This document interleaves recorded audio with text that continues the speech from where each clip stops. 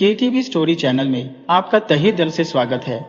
यहाँ आपको हर बार कुछ नई और मन को छू लेने वाली कहानियाँ मिलेंगी।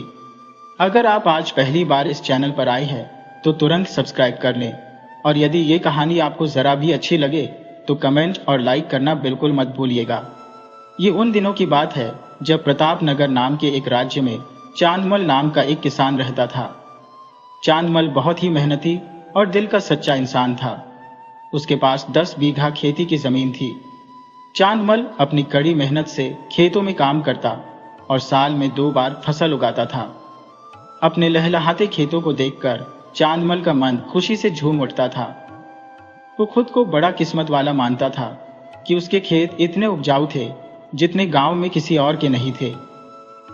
गांव के दूसरे किसान भी जब चांदमल की मेहनत और उसके हरे भरे खेतों को देखते तो बस यही कहते कि किस्मत तो चांदमल जैसी ही होनी चाहिए। चांदमल को सब प्यार से चंदू बुलाते थे। चांदमल के 10 बीघा खेतों से सटकर गांव के जमींदार सूरज सिंह के खेत लगते थे। जमींदार सूरज सिंह, जिसने गांव के कई किसानों की जमीनें हड़प ली थी, उसकी बुरी नजर चांदमल के खेतों पर भी थी। वो जब भी चांदमल के हरे भरे खेतों को देखता तो अंदर ही अंदर ईर्ष्या की आग में जल भुन जाता और सोचता कि आखिर वो दिन कब आएगा जब चांदमल उसके पास कोई कर्ज लेने आएगा और बदले में वो चांदमल से उसके उपजाऊ खेत हथिया लेगा। पर वो पहले भी कई बार चांदमल के खेतों को हड़पने की कोशिश कर चुका था, लेकिन हर बार उसकी चालें नाकामयाब ही रहती थी। जमींदार सूरज सिंह चांदमल से इतना चिढ़ता था कि उसे परेशान करने का वो कोई मौका नहीं छोड़ता था। आए दिन वो कुछ न कुछ बहाना बनाकर चांदमल से झगड़ा मोल लेता रहता था, लेकिन चांदमल एक शांत स्वभाव का आदमी था। वो सूरज सिंह के ऐसे बर्ताव से अच्छी तरह वाकिफ था और जानता था कि सूरज उसे बस परेशान करने के लिए ये सब करता है। ऐसा नहीं था कि चंदू को सूरज के इस रवैये पर गुस्सा नहीं आता था, लेकिन जब भी वो सूरज सिंह से बदला लेने के बारे में सोचता तो उसकी बूढ़ी माँ उसे समझाती कि बेटा, जमींदार से दुश्मनी लेना हम जैसे गरीब लोगों के लिए ठीक नहीं है, क्योंकि वो बहुत ही धूर्त और कपटी आदमी है। वो तो इसी मौके की तलाश में रहता है कि कब हम कोई गलती करें और उसके बदले वो कोई बखेड़ा खड़ा कर दे। चांदमल अपनी बूढ़ी माँ की बात मानकर अपने गुस्से को पी जाता था, लेकिन दूसरी तरफ सूरज सिंह, जो कि चांदमल के इस शांत स्वभाव को उसकी कमजोरी समझ बैठा था, उसने अपने कई नौकरों को इसी काम पर लगा रखा था कि वो हरदम चांदमल के घर की चुपके चुपके निगरानी करते रहे और पल पल की खबर अपने मालिक को देते रहे। जमींदार जहां एक तरफ बहुत ही लालची और घटिया किस्म का इंसान था, वहीं दूसरी तरफ उसकी पत्नी अनुराधा एक बहुत ही धार्मिक और दयालु औरत थी। वो रोज सुबह मंदिर जाती, साधु संतों के दर्शन करती और किसी गरीब या लाचार को देखते ही पैसा देकर उसकी मदद करती थी। जमींदार को अपनी पत्नी का यह व्यवहार बिल्कुल पसंद नहीं आता था, जबकि उसकी पत्नी को अपने पति का लालचीपन पसंद नहीं था। वो अक्सर अपने पति को समझाती, देखिए, भगवान का दिया हुआ हमारे पास सब कुछ है, इतनी धन दौलत है, सैकड़ों एकड़ जमीन है, फिर भी आप इतना लालच क्यों करते हैं? आप क्यों गरीब किसानों का हक मारते हैं? अगर ऐसे ही चलता रहा तो एक ना एक दिन भगवान हमें हमारे किए की सजा जरूर देंगे। अपनी पत्नी की ऐसी बातें सुनकर जमींदार सुधरने की बजाय और भी ज्यादा चिढ़ जाता था। वो जलकर गुस्से में अपनी पत्नी से कहता, अरे तुम बंद करो ये अपनी बकवास। जब देखो मुझे उपदेश देती रहती हो। तुम्हें तो दुनियादारी की कोई समझ है नहीं। ऐसे ही थोड़ी ना मैंने इतनी जमीन जायदाद खड़ी की है। कई तरह के हथकंडे अपनाकर, जोड़ तोड़ करके मैं इतना बड़ा साम्राज्य बना पाया हूं। अगर मैं तुम्हारे कहने पर चला तो कुछ ही दिनों में मैं कंगाल हो जाऊंगा। इस तरह से अक्सर पति पत्नी दोनों एक दूसरे की बातों से सहमत नहीं होते थे। जमींदार और किसान चांदमल के खेत एक दूसरे से सटे हुए थे। उन दोनों के खेतों में एक ही नहर का पानी लगता था। वो पानी पहले जमींदार के खेतों में पहुंचता और फिर एक छोटे से नाले से होता हुआ चांदमल के खेतों में आता। एक दिन सुबह उसने अपने नौकरों को बुलाया और उनसे कहा, तुम सब दिन ढलने के बाद मेरे खेतों पर जाना और मेरे खेतों से जो पानी चांदमल के खेतों में जाता है वहां पर एक बड़ा सा पत्थर लगा देना और पानी को रोक देना, ताकि वो पानी उस चंदू के खेतों में न जा सके। फिर देखना किस तरह से वो परेशान होगा और अपनी नाक रगड़ता हुआ मेरे पास आएगा, और तब उसकी ऐसी हालत देखकर मेरे दिल को बड़ी ठंडक मिलेगी। बस फिर क्या था, दिन ढलते ही जब अंधेरा होने लगा, जमींदार के नौकर छुपते छुपाते गए और उन्होंने एक बड़ा सा पत्थर लगाकर चांदमल के खेतों में जाने वाले पानी को रोक दिया। सुबह जब भोर हुई तो सूरज सिंह उस जगह पर जा पहुंचा और एक बड़े पेड़ के पीछे छिपकर सब कुछ देखने लगा कि किस तरह से अब चांदमल परेशान होगा। थोड़ी ही देर में चांदमल जब अपने खेतों पर आया और जब उसने देखा कि एक बड़े से पत्थर से उसका पानी रोक दिया गया है, तो वो अपने आप से कहने लगा, अरे ये जमींदार अपनी हरकतों से बाज नहीं आएगा। इसने आज फिर मेरे खेतों का पानी रोक दिया। इसका कुछ न कुछ इलाज तो करना ही पड़ेगा। उसे इस तरह से परेशान देखकर जमींदार मन ही मन बहुत खुश हो रहा था, जो अपने ही खेतों में छिपा हुआ था। और फिर चंदू ने गुस्से में आकर जोर से आवाज लगाई, जमींदार सूरज सिंह बाहर आ। जमींदार आया और बोला, क्या हुआ, क्यों चिल्ला रहे हो चंदू? मैं चिल्ला रहा हूं क्योंकि तुमने मेरे खेतों में आने वाले पानी को बंद कर दिया है। जमींदार बोला, अरे नहीं नहीं, मैं ऐसा कुकर्म नहीं कर सकता। नहर में कोई पत्थर आ गया होगा। खैर कोई बात नहीं, मैं जाकर देखता हूं और अभी पानी चालू करवा दूंगा। बस तुम्हें थोड़ी देर के लिए रुकना होगा, जब तक मेरे नौकर नहीं आ जाते। चांदमल ने कहा, अरे नौकर भला कब तक आएंगे तुम्हारे? जमींदार बोला, चंदू आज तो वे सभी छुट्टी पर है। हाँ कल जरूर आ जाएंगे, तब मैं ये काम करवा दूंगा। चंदू हैरान परेशान होता हुआ कहने लगा, मगर मैंने तो आज ही अपनी फसलों को पानी लगाना है। जमींदार बोला, भाई तो इसमें मैं अब क्या कर सकता हूं? नौकरों वाले काम मैं खुद तो करने से रहा। चंदू बेचारा परेशान होकर कहने लगा, जमींदार मेरी तरफ का पानी मेहरबानी करके चालू करवा दो, नहीं तो मेरी सारी फसल खराब हो जाएगी। जमींदार बोला, भाई अब तुम इतना गिरगिरा ही रहे हो तो मुझे खुद ही नौकरों वाले काम करने पड़ेंगे। और फिर जमींदार ने चंदू के खेतों का पानी चालू करवा दिया। चंदू ने अपने खेतों में पानी लगाया और वापस अपने घर को आ गया। अगली सुबह जमींदार ने एक मरियल सा गड्ढा चंदू के खेतों में छोड़ दिया। थोड़ी देर के बाद जब चंदू अपने खेतों में आया तो उसने देखा कि जमींदार का गधा उसके खेतों में चल रहा था। यह देखकर वो चिल्लाया, अरे गधे चल भाग यहां से। लेकिन वो गधा तो आखिर गधा था, उसे भला चंदू की बात क्या समझ में आती। वो बिना डरे उसकी फसल को चरता रहा। चंदू ने एक बार फिर से सूरज सिंह को आवाज लगाई, अरे सूरज सिंह जरा इधर तो देखो। तभी जमींदार, जो वहीं पर छिपकर सब कुछ देख रहा था, चंदू के सामने आया और बोला, क्यों चंदू भाई, क्यों गला फाड़ रहे हो? चंदू ने कहा, जमींदार तुम्हारा गधा मेरे खेतों में चल रहा है, इस तरह से तो ये मेरी सारी फसल को बर्बाद कर देगा। जमींदार ने लापरवाही से जवाब दिया, अरे भाई गधा ही तो है, अब ये किसी पाठशाला में तो पड़ा हुआ है नहीं। इसे भूख लगी होगी तो पेट भरने के लिए यहां पर चरने लगा, तो इसमें भला कौन सी आफत आ गई? चंदू ने खींचते हुए कहा, अरे क्या आफत आ गई, दिखाई नहीं देता? इसने मेरी सारी फसल बर्बाद कर दी है और तुम कहते हो कि कौन सी आफत आ गई? और फिर चंदू ने झल्लाते हुए कहा, अभी के अभी इसे मेरे खेतों से निकाल दो, वरना मैं मार मार कर इसकी टांगें तोड़ दूंगा। अक्सर शांत रहने वाले चंदू को इस तरह से धमकी देते हुए देखकर जमींदार को भी गुस्सा आ गया। वो भी तैश में आकर बोला, खबरदार चंदू, अपना डंडा जरा दूर ही रखना, वरना मैं भी अपनी जूती से तेरा सिर गंजा कर दूंगा। चंदू बोला, अरे जमींदार बाकी लोग डरते होंगे तुझसे, चंदू नहीं। बड़ा आया तू मेरा सिर गंजा करने वाला। अरे भगवान से डर, मुझ जैसे गरीब को सताएगा तो कहीं ऐसा ना हो कि तेरी जूती तेरे ही सिर पर पड़े। तब जमींदार ने कुटिलता से मुस्कुराते हुए कहा, ठीक है चंदू, शांत हो जा, मैं अभी अपने गधे को समझा देता हूं कि वो कल से तेरे खेतों में नहीं आएगा। इसके बाद वे दोनों अपने अपने घर चले गए। मगर सूरज सिंह जमींदार भला कहाँ मानने वाला था। अगली सुबह एक बार फिर से उसने अपने गधे को चंदू के खेतों में चरने के लिए छोड़ दिया और फिर छिपकर वहां पर बैठ गया। सोचने लगा, चंदू जब आज मेरे गधे को उसके खेतों में चरते हुए देखेगा तो पक्का ही वो आग बबूला हो उठेगा और उसे इस तरह से तिल मिलाते हुए देखकर मुझे बड़ा ही मजा आएगा। थोड़ी देर के बाद चंदू जब अपने खेतों पर आया तो उसने फिर से गधे को अपने खेतों में चरते हुए देखा। इस बार तो वो अपना आपा खो बैठा। उसने एक डंडा उठाया और गधे की तरफ दौड़ लगाई। बोला, हे भगवान, इस गधे ने तो मेरे सारे खेत का सत्यानाश कर दिया। आज तो मैं इसे नहीं छोड़ूंगा। फिर क्या था, वो डंडे से गधे को पीटने लगा। अपने गधे को पीटता हुआ देखकर छिपा हुआ सूरज सिंह जल्दी ही चंदू के सामने आया और बोला, अरे चंदू, जान से ही मार डालेगा क्या मेरे गधे को? चंदू ने गुस्से में कहा, आज मैं इसे नहीं छोड़ूंगा। मार खाता हुआ गधा आखिर कब तक मार खाता?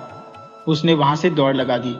लाला बछियाराम के घर के सामने एक सूखा कुआं था। इसके आसपास मुंदेर नहीं बनी हुई थी। गधा दौड़ता हुआ उस कुएं में जा गिरा। पीछे पीछे आता हुआ जमींदार ये सब कुछ देख रहा था और बोला, अरे मेरा गधा इस कुएं में गिर गया। कुएं में गिरने के कारण गधा मर चुका था। कई लोगों की मदद से जमींदार ने अपने मरे हुए गधे को बाहर निकाला और फिर जोर जोर से चिल्लाते हुए कहने लगा, हाय रे मेरा गधा, इसे तो मैंने अपने बच्चों की तरह पाला था। चंदू ने इसे मार डाला। और फिर वो चंदू से कहने लगा, चंदू, तूने मेरे गधे को मार डाला। तू इसकी कीमत 100 स्वर्ण मुद्राएं मुझे चुपचाप दे दे। ये सुनकर चंदू बोला, क्या 100 स्वर्ण मुद्राएं? इतनी रकम में तो ऐसे कई हट्टे कट्टे गधे आ सकते हैं, जबकि ये तो एक बिल्कुल ही मरियल सा गधा था। जमींदार ने कहा, लेकिन मैं इसे अपने बच्चों की तरह प्यार करता था। मैंने इसे अपनी संतान की तरह पाला था और अपनी संतान की कीमत 100 स्वर्ण मुद्राएं तो बहुत ही कम मांग रहा हूं। चंदू बोला, लेकिन मैं गरीब, इतना धन कहां से लाऊंगा? अब तो चंदू थोड़ा घबरा गया और कहने लगा, भाई जमींदार, मेरा इरादा तुम्हारे गधे को मारने का बिल्कुल भी नहीं था। मैं तो बस अपनी फसल बचाने के लिए उसे भगा रहा था। मैं तुम्हें इस गधे के बदले में एक नया और हट्टा कट्टा गधा लाकर दे दूंगा, लेकिन स्वर्ण मुद्राएं तो मैं नहीं दे सकता। जमींदार बोला, मैं कुछ नहीं जानता। या तो तू मुझे 100 स्वर्ण मुद्राएं दे दे या फिर अपने खेतों को मेरे हवाले कर दे, नहीं तो मैं तुझे राजा के दरबार में पेश करूंगा। वहीं पर हमारा न्याय किया जाएगा। बेचारे गरीब चंदू के पास 100 सोने के सिक्के तो दूर की बात है, एक सोने का सिक्का भी नहीं था, इसलिए वो देता कहां से? जब जमींदार ने बात बनते हुए नहीं देखी तो वो पैर पटकता हुआ राजा के दरबार में जा पहुंचा। वहां के राजा थे बुद्धि सिंह। वो अपने नाम के ठीक उल्टे एकदम कम अक्ल वाले राजा थे। वो अक्सर अपने चापलूसी करने वाले दरबारियों से घिरे रहते थे। उसके दरबारी उसकी झूठी सच्ची तारीफ करके राजा को खुश करते रहते थे, जिसके कारण राजा बुद्धि सिंह को यह लगता था कि वो इस दुनिया का सबसे बुद्धिमान आदमी है और उसके न्याय का डंका पूरे राज्य में बजता है।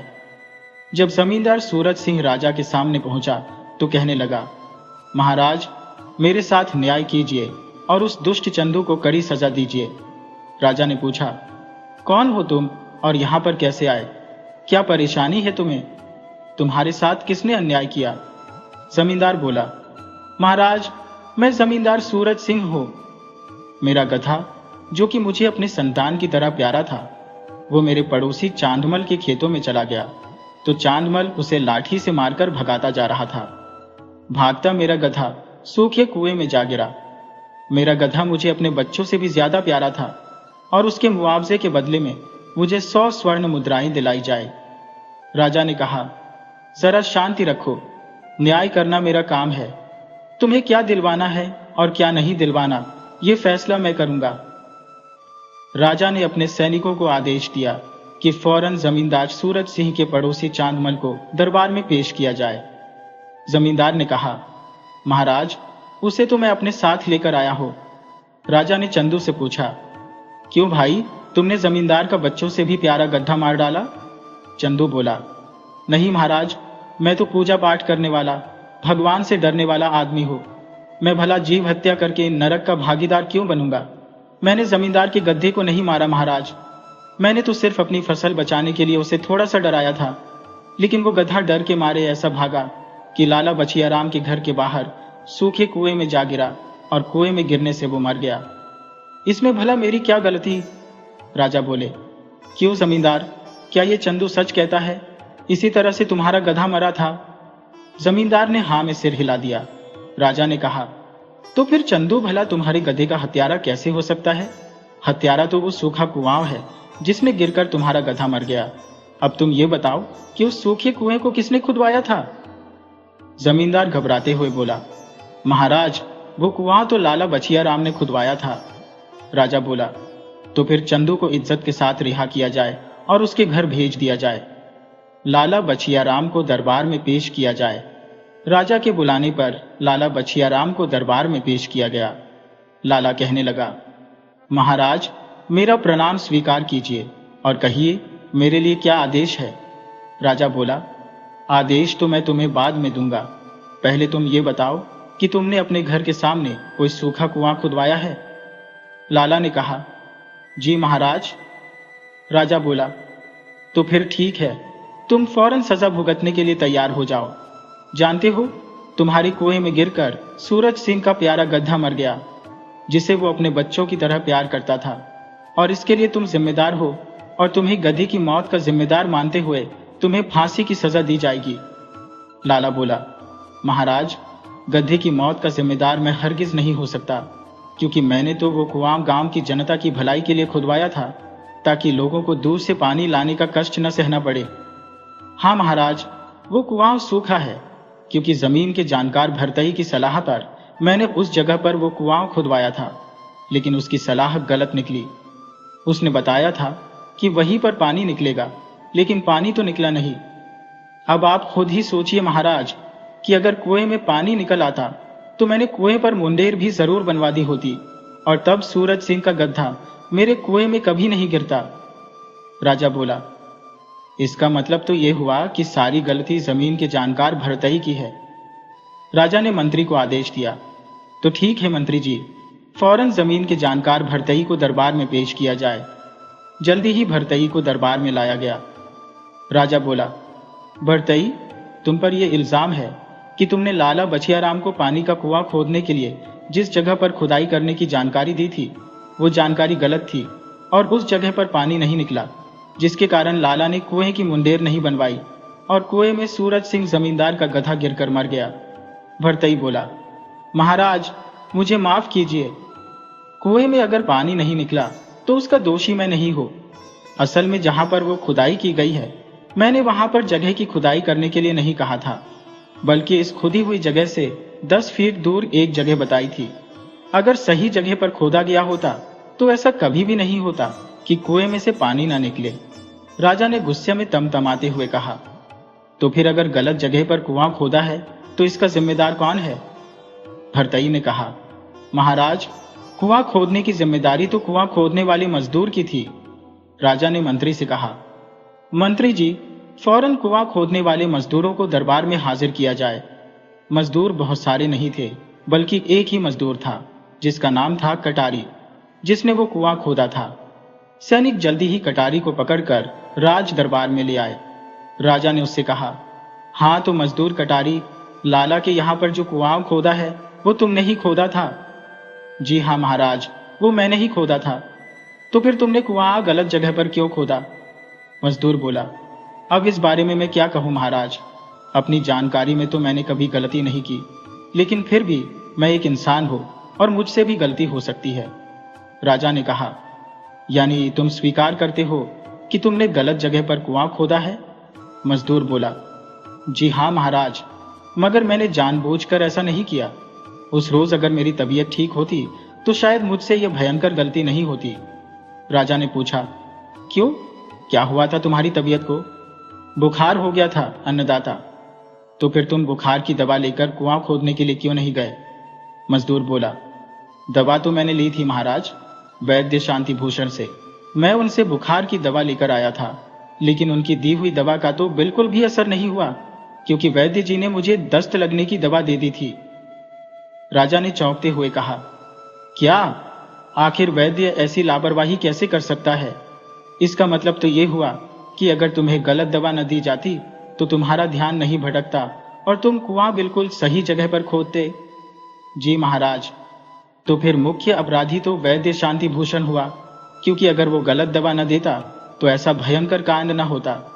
राजा ने एक बार फिर से अपने मंत्री को आदेश दिया कि वैद्य शांति भूषण को तुरंत मेरे सामने हाजिर किया जाए।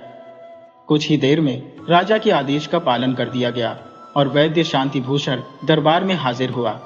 वो बोला, महाराज, आपको क्या तकलीफ है? पेट में दर्द है या पैरों में? कान से ऊंचा सुनाई देता है या आंखों से कम दिखाई देता है? मैं हर तरह की दवा फटाफट दे सकता हूं। राजा ने उसे फटकारते हुए कहा, चुप हो जाओ वैद्य, अपनी दवा से अच्छे खासे लोगों को मार देने वाली कपट्टी।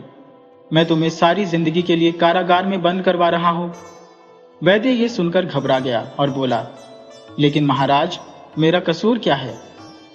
अरे वैद्य, तूने इस मजदूर को गलत दवा दे दी, जिसके कारण इसका ध्यान भटक गया और उसने कुएं के लिए गलत जगह पर खुदाई कर दी। वैद्य बोला, अन्नदाता, इस गरीब मजदूर को मैंने गलत दवा जानबूझकर नहीं दी थी। ये अनहोनी तो उस तोताराम के कारण हो गई। राजा ने पूछा, तोताराम कौन है ये? तोताराम, महाराज, ये तोताराम सेठ लंका प्रसाद का नौकर है। और वो तोताराम इतना बोलता है कि उसके आगे अच्छों अच्छों की बोलती बंद हो जाती है। उस दिन जब ये मजदूर मुझसे दवा लेने के लिए आया था, तो तोताराम भी मुझसे दवा लेने के लिए आया था, और आते ही उसने बोलना शुरू कर दिया। और फिर वो ऐसे बोलता चला गया कि उसे क्या देना है और इस मजदूर को कौन सी दवा देनी है। मैं हड़बड़ाहट में गड़बड़ी कर बैठा। राजा बोला, अच्छा, तो इसका मतलब ये हुआ कि इस सारे अपराध की जड़ तो वो तोताराम है। फौरन तोताराम को दरबार में पेश किया जाए। राजा के सैनिक तोताराम को पकड़कर दरबार में ले आए और वो कहने लगा, जय हो महाराज की। अन्नदाता, मुझ गरीब से आखिर क्या कसूर हो गया जो आपके सैनिक मुझे दोपहर का खाना खाते हुए बीच में से ही उठा लाए? राजा बोला, चिंता मत करो, अब तुम कारागार में रहोगे तो वहां की रोटियां खाकर अपना पेट भरते रहना। तोताराम घबरा गया और बोला, लेकिन महाराज, मेरा कसूर क्या है? राजा ने कहा, तेरी वजह से वैद्य शांति भूषण ने उस मजदूर को गलत दवा दे दी, जिसकी वजह से गलत जगह पर कुआं खोदा गया और जमींदार का गधा मर गया। ये सब झमेला तेरी वजह से हुआ है तोताराम। तेरे बहुत ज्यादा बोलने की आदत के कारण इस आदमी से गलती हुई है। तोताराम बोला, लेकिन महाराज, इसमें मेरा कोई कसूर नहीं है। मैं तो सिर्फ अपने मालिक के आदेश का पालन कर रहा था। राजा ने पूछा, तो तुम्हारे मालिक ने क्या आदेश दिया था? अन्नदाता, मेरे मालिक ने मुझे पेट दर्द की दवा लाने के लिए वैद्य शांति भूषण के पास भेजा था। तुम्हारे मालिक खुद वैद्य के पास क्यों नहीं गए? नौकर बोला, महाराज, ये तो खुद मालिक ही बता सकते हैं, मगर ये बात सच है कि अगर मेरे मालिक खुद दवा लेने के लिए गए होते तो आज मैं गुनहगार बनकर आपके सामने न खड़ा होता। राजा ने पूछा, अच्छा, तो कौन है तुम्हारे मालिक? महाराज, सेठ लंका प्रसाद मेरे मालिक है। और फिर सेठ लंका प्रसाद को दरबार में हाजिर होने का आदेश दिया गया। जब सेठ लंका प्रसाद दरबार में पहुंचा तो बोला, महाराज, आपने मुझे बुलाया है? हाँ, बुलवाया तो है, और अब मैं तुम्हें काल कोठरी में डालने जा रहा हूं। लेकिन क्यों महाराज? क्योंकि तुमने अपने नौकर तोताराम को दवा लेने के लिए वैद्य शांति भूषण के पास न भेजा होता तो जमींदार सूरज सिंह का गधा मरने से बच जाता। सेठ बोला, लेकिन महाराज, महीनों बीत गए, मैंने तो वैद्य जी के यहां से कोई दवा मंगवाई ही नहीं। राजा ने कहा, लेकिन महीनों पहले तो तुमने दवा मंगवाई थी ना? सेठ बोला, हाँ, याद आया महाराज, मैंने दवा मंगवाई थी और उस समय मेरे पेट में बहुत ही भयंकर दर्द हो रहा था। मैं इतनी बुरी तरह से तड़प रहा था कि खुद वैद्य जी के पास जाने में मैं असमर्थ था। वैसे भी महाराज, नौकर चाकर तो रखे ही इसीलिए जाते हैं कि उनसे डटकर काम लिया जा सके। मैं समझता हूं कि मैंने नौकर तोताराम को वैद्य जी के यहां पर भेजकर कोई गलती नहीं की। राजा ने उसे फटकारते हुए कहा, गलती कैसे नहीं की? बहुत भयंकर गलती की है। न तुम तोताराम को दवा लेने के लिए भेजते, न वैद्य तोताराम की बातों में हड़बड़ाकर मजदूर को गलत दवा देता। इसीलिए इस सारे फसाद की असली जड़ तुम ही हो, तुम ही असली अपराधी हो। सेठ बोला, महाराज, मैं इसके लिए जिम्मेदार नहीं हूं। जरा सोचिए महाराज, अगर मेरे पेट में दर्द न हुआ होता तो क्यों मैं अपने नौकर तोताराम को वैद्य जी के यहां पर भेजता? राजा ने कहा, यकीनन नहीं भेजते। सेठ बोला, तो फिर सारी मुसीबत की जड़ मेरे पेट का दर्द है। राजा ने कहा, हाँ, बात तो ठीक है, लेकिन तुम्हारे पेट में दर्द हुआ कैसे था? सेठ बोला, बात दरअसल ये है महाराज, मैं उस रोज अपने दोस्त जमींदार सूरज सिंह के यहां पर दावत खाने के लिए गया था। महाराज, दावत में तरह तरह के व्यंजन और मिठाइयाँ खाने के बाद जब मैं अपने घर में लौटा तो मेरे पेट में दर्द शुरू हो गया। राजा ने कुछ सोचते हुए कहा, तो इसका मतलब असली कसूरवार तो जमींदार सूरज सिंह है, जिसके यहाँ पर तुमने दावत खाई थी। राजा ने मंत्री को आदेश दिया। मंत्री, फौरन जमींदार सूरज सिंह को यहाँ पर बुलवाया जाए। मंत्री बोला, लेकिन महाराज, जमींदार सूरज सिंह तो पहले से ही दरबार में हाजिर है, वही तो हमारे पास ये फरियाद लेकर आया था। राजा ने कहा, ये तो और भी अच्छी बात है। अगर वो दरबार में ही है तो असली अपराधी तो वही है। उसे फौरन पकड़कर कारागार में डाल दिया जाए और कल सुबह उसे 100 कोड़े लगाने की सजा दी जाएगी। राजा का आदेश पाते ही सैनिकों ने सूरज सिंह को कसकर पकड़ लिया।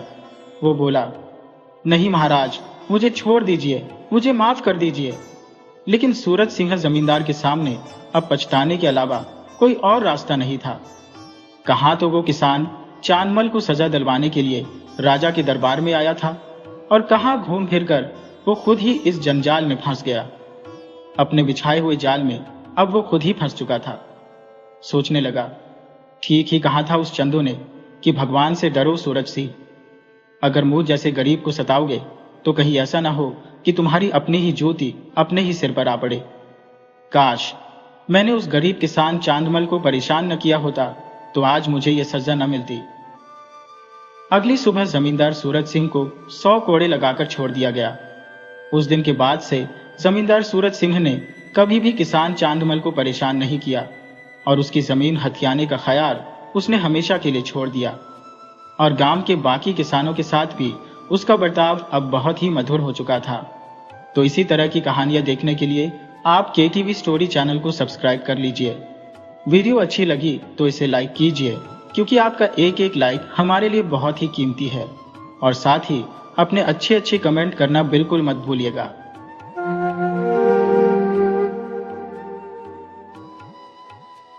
जय श्री कृष्ण मेरे प्यारे दोस्तों, स्वागत है आपका KTV स्टोरी पर। आज हम आपके लिए लाए हैं चतुर गाय की कहानी। अगर आपको हमारी ये कहानी दिल से पसंद आए तो वीडियो को लाइक करके चैनल को सब्सक्राइब करना और घंटी का बटन दबाना मत भूलना, ताकि हमारी कोई भी नई कहानी आपसे न छूटे। तो चलो मेरे यारों, बिना किसी देरी के कहानी की दुनिया में गोता लगाते हैं। गांव से थोड़ा दूर एक घना जंगल था। इस जंगल के किनारे एक छोटी सी बस्ती बसी थी, जहां कुछ किसान और ग्वाले अपने पशुओं के साथ रहते थे। उन्हीं में से एक ग्वाला रामू बहुत दयालु था।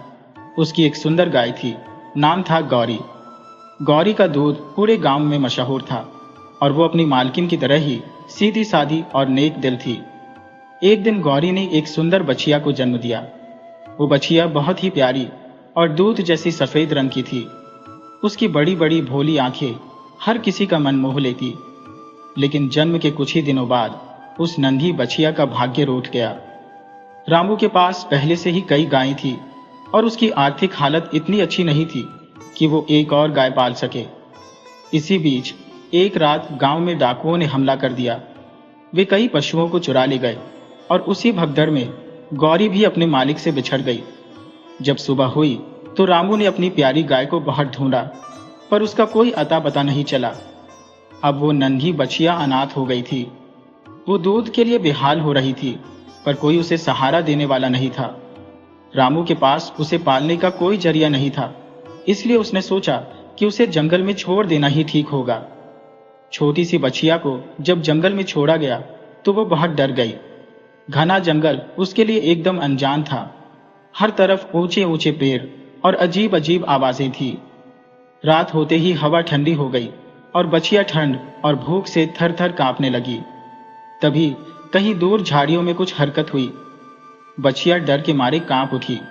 उसकी भोली आंखों में आंसू आ गए। अचानक झाड़ियों से 2 चमकती आंखें बाहर आई।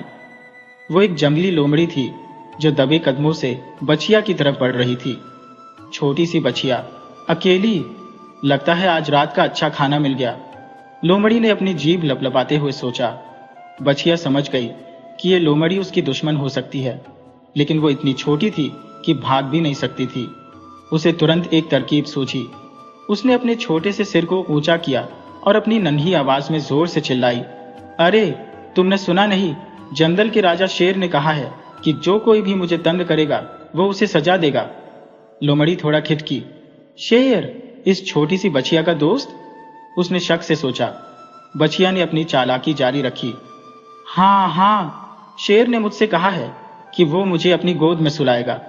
अगर मैं उसके पास नहीं पहुंची तो वो बहुत गुस्सा हो जाएगा। लोमड़ी डर गई। अगर शेर को गुस्सा आ गया तो वो बच नहीं सकती थी। वो तेजी से झाड़ियों में भाग गई और गायब हो गई। बछिया ने राहत की सांस ली। वो पहली बार समझ गई थी कि सिर्फ ताकत से नहीं बल्कि चतुराई से भी जिया जा सकता है। सुबह होते ही सूरज की किरणें जंगल में बिखर गईं। बछिया भूख से बेहाल थी। तभी उसकी नजर एक नदी के पास चरती हुई हिरनी पर पड़ी। हिरनी की नजर भी उस छोटी बछिया पर गई। वो तुरंत समझ गई कि ये नन्ही जान अकेली है।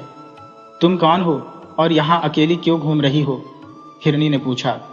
बछिया ने अपनी कहानी सुनाई। हिरनी को उस पर दया आ गई। मेरे पास चलो, मैं तुम्हें कुछ खाने को दूंगी, हिरनी बोली। बछिया खुशी खुशी उसके साथ चल पड़ी। हिरनी ने उसे नरम घास खाने को दी और उसके बाद वे दोनों एक घने पेड़ के नीचे बैठ गए। अब बछिया अकेली नहीं थी। उसने जंगल में रहना सीख लिया था और अपनी चतुराई से खुद को बचाने लगी थी। लेकिन यह तो सिर्फ शुरुआत थी। छोटी बछिया अब जंगल में रहने की आदी हो रही थी। उसकी नई दोस्त हिरनी उसे जंगल के रहस्यों के बारे में सिखा रही थी। वो बताती कि कौन से पेड़ खाने लायक है, किन पौधों से बचना चाहिए और कैसे खतरे को भांप कर छुप जाना चाहिए। लेकिन सबसे बड़ी सीख थी चालाकी से जिंदा रहना। बछिया अब धीरे धीरे समझ रही थी कि जंगल में सिर्फ ताकत से नहीं बल्कि बुद्धिमानी से भी बचा जा सकता है। उसने अपनी पहली चालाकी से लोमड़ी को तो डरा दिया था, लेकिन क्या वो हर बार इसी तरह बच पाएगी? एक दिन हिरनी और बछिया नदी किनारे खेल रही थी कि अचानक झाड़ियों में सरसराहट हुई। छुप जाओ, हिरनी ने फुसफुसाया। झाड़ियों से एक भेड़िया निकला। उसकी आंखों में भूख थी और मुंह से लार टपक रही थी। वो धीरे धीरे बछिया की ओर बढ़ा। आहा, आज तो मजेदार शिकार मिलेगा, भेड़िए ने गुर्राते हुए कहा। बछिया का दिल तेजी से धड़कने लगा, लेकिन उसने खुद को संभाला। ठहरो, तुम जानते भी हो कि मैं कौन हूं? बछिया ने आत्मविश्वास से कहा। भेड़िया थोड़ा चौंका। कौन? तू तो एक मामूली बछिया है। मामूली? तुमने सुना नहीं कि जंगल के राजा शेर ने मुझे अपनी गोद में सुलाने का आदेश दिया है? अगर मैं वहां नहीं पहुंची तो वो गुस्से में तुमसे बदला लेगा। भेड़िया अक्का बक्का रह गया। शेर का नाम सुनते ही उसकी रीढ़ में झुरझुरी दौड़ गई। वो कुछ देर सोचता रहा और फिर गुर्राते हुए जंगल में भाग गया। हिरनी ने राहत की सांस ली और बछिया की चालाकी पर हंसने लगी। तुम तो बहुत चतुर हो, हिरनी बोली, लेकिन हर बार झूठ बोलकर बचना आसान नहीं होगा। कभी न कभी सच्चाई सामने आ ही जाएगी। धीरे धीरे जंगल के बाकी जानवर भी इस नन्ही बछिया के बारे में जानने लगे। कोई उसे दयालु समझता तो कोई चालाक। कुछ को लगता कि ये बछिया बेचारी है, लेकिन कुछ उसे खतरा मानने लगे। हाथी राजा जंगल का सबसे ताकतवर जानवर था। वो समझदार और न्यायप्रिय था। शेर सिंह जंगल का राजा था, लेकिन बहुत गुस्सैल और घमंडी। बंदर भोलू बहुत ही शरारती और मजाकिया था, लेकिन दिल का साफ था। लोमड़ी चालाकी वो वही लोमड़ी थी जिसे बछिया ने पहले बेवकूफ बनाया था। धीरे धीरे बछिया जंगल की हर चाल सीखने लगी। एक दिन जंगल में कोहराम मच गया। शेर सिंह बहुत गुस्से में था। मुझे बताओ कि कौन है वो छोटी बछिया जो मेरे नाम का इस्तेमाल करके जान बचा रही है? बंदर भोलू ने डरते डरते कहा। महाराज, वो एक नन्ही बछिया है। वो बहुत चतुर है, लेकिन बुरी नहीं है। शेर सिंह और गुस्से में आ गया। मुझे अभी उसी के पास ले चलो। बछिया इस बात से बेखबर थी कि उसके बारे में खुद जंगल का राजा पूछताछ कर रहा था। लेकिन तभी जंगल के जानवरों ने उसे खबर दी कि शेर सिंह गुस्से में उसे ढूंढ रहा है। बछिया जानती थी कि अब उसे अपनी सबसे बड़ी चालाकी दिखानी होगी। वो हिरनी से अलग होकर जंगल के बीचों बीच स्थित एक बड़े पेड़ के नीचे बैठ गई और कुछ सोचने लगी। थोड़ी ही देर में शेर सिंह अपने सैनिकों के साथ वहां पहुंचा। तो तू ही है वो छोटी बछिया जो मेरा नाम लेकर जंगल में चालाकियां कर रही है? शेर ने गरजते हुए कहा। बछिया ने डरने की बजाय सिर ऊंचा किया और आत्मविश्वास से बोली, महाराज, मैंने कभी आपका अपमान नहीं किया, बल्कि मैंने हमेशा आपकी महानता का बखान किया है। शेर थोड़ा चौंका, कैसे? अगर मैं आपका नाम नहीं लेती तो जंगल के खतरनाक जानवर मुझे खा चुके होते, लेकिन मैंने आपकी शक्ति का सहारा लिया और खुद को बचाया। अब देखिए, आज पूरा जंगल मुझे चालाक समझता है, क्योंकि मैंने आपके नाम का सम्मान बढ़ाया है। शेर ने गौर से बछिया की ओर देखा। उसकी बातें सच लग रही थी। ये सच है कि तूने चालाकी से खुद को बचाया, लेकिन मैं अभी भी तय नहीं कर पाया कि तू झूठी है या होशियार। बछिया ने झुककर कहा, महाराज, समय ही सब कुछ साबित कर देगा। शेर सिंह हंस पड़ा। तू छोटी जरूर है, लेकिन तेरी अक्ल बड़ी है। मैं देखना चाहता हूं कि तू भविष्य में क्या करेगी। फिर उसने आदेश दिया, आज से ये बछिया जंगल में चैन से रह सकती है, कोई इसे परेशान नहीं करेगा। बछिया ने राहत की सांस ली। उसने अपनी चालाकी और बुद्धिमानी से खुद को जंगल के राजा के सामने सही साबित कर दिया था। अब वो एक साधारण बछिया नहीं थी, बल्कि जंगल की सबसे चतुर गाय बनने की ओर बढ़ रही थी। बछिया अब जंगल में सम्मानित हो चुकी थी। जंगल के राजा शेर सिंह ने खुद उसे स्वीकार कर लिया था, जिससे बाकी जानवरों में उसकी इज्जत और बढ़ गई। हाथी, हिरण, बंदर और कई अन्य जानवर अब उसे पसंद करने लगे थे। लेकिन दूसरी ओर कुछ जानवर उसकी बढ़ती प्रसिद्धि से जलने लगे थे, खासकर लोमड़ी चालाकी और भेड़िया खूंखार। हम इसे इतनी आसानी से जंगल की रानी नहीं बनने देंगे, लोमड़ी ने दांत पीसते हुए कहा। भेड़िया भी घुर्राया, हमें इसे हमेशा के लिए रास्ते से हटाना होगा। वे दोनों अब बछिया को फंसाने के लिए कोई बड़ा षड्यंत्र रचने लगे। एक दिन जंगल में एक अजनबी आ पहुंचा। ये कोई जानवर नहीं, बल्कि एक कपटी शिकारी था। उसने अपनी बंदूक, जाल और तेज चाकू के साथ जंगल में प्रवेश किया। शिकारी का नाम रघु शिकारी था और वो बहुत ही धूर्त था। वो जंगल में छुपकर घूमता और जानवरों को पकड़ने के लिए अलग अलग तरीके आजमाता। उसकी नजर सबसे पहले शेर सिंह पर गई। अगर मैं इस जंगल के राजा को पकड़ लूं, मुझे खूब इनाम मिलेगा, उसने सोचा। लेकिन शेर सिंह बहुत ताकतवर था और सीधा हमला करना मुश्किल था। तभी उसने जंगल में एक और दिलचस्प चीज देखी, एक नन्ही बछिया जिसे बाकी जानवरों से बहुत सम्मान मिल रहा था। अरे, ये बछिया जंगल में क्या कर रही है? इसे पकड़कर शहर में बेच दो तो मोटा मुनाफा होगा, शिकारी ने मन ही मन सोचा। लोमड़ी चालाकी और भेड़िया खूंखार ने दूर से ये सब देखा और उनके दिमाग में एक खतरनाक योजना आई। अगर ये शिकारी इस बछिया को पकड़ ले तो हमारा रास्ता साफ हो जाएगा, लोमड़ी फुसफुसाई। बिल्कुल, हमें बस इसे शिकारी के जाल की ओर भेजना है। भेड़िए ने सहमति में सिर हिलाया। अब दोनों ने मिलकर बछिया को शिकारी की ओर भेजने की साजिश रची।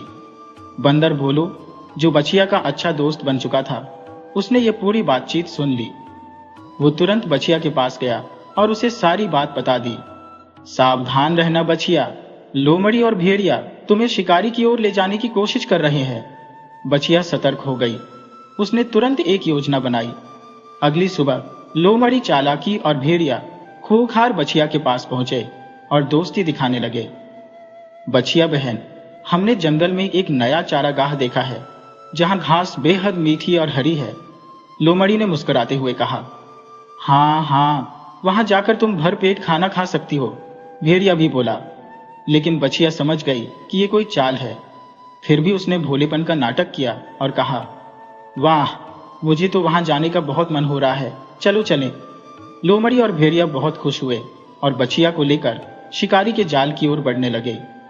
लेकिन जैसे ही वे शिकारी के पास पहुंचे, बछिया अचानक तेज आवाज में चिल्लाई, अरे, ये तो शिकारी है, बचो, भागो।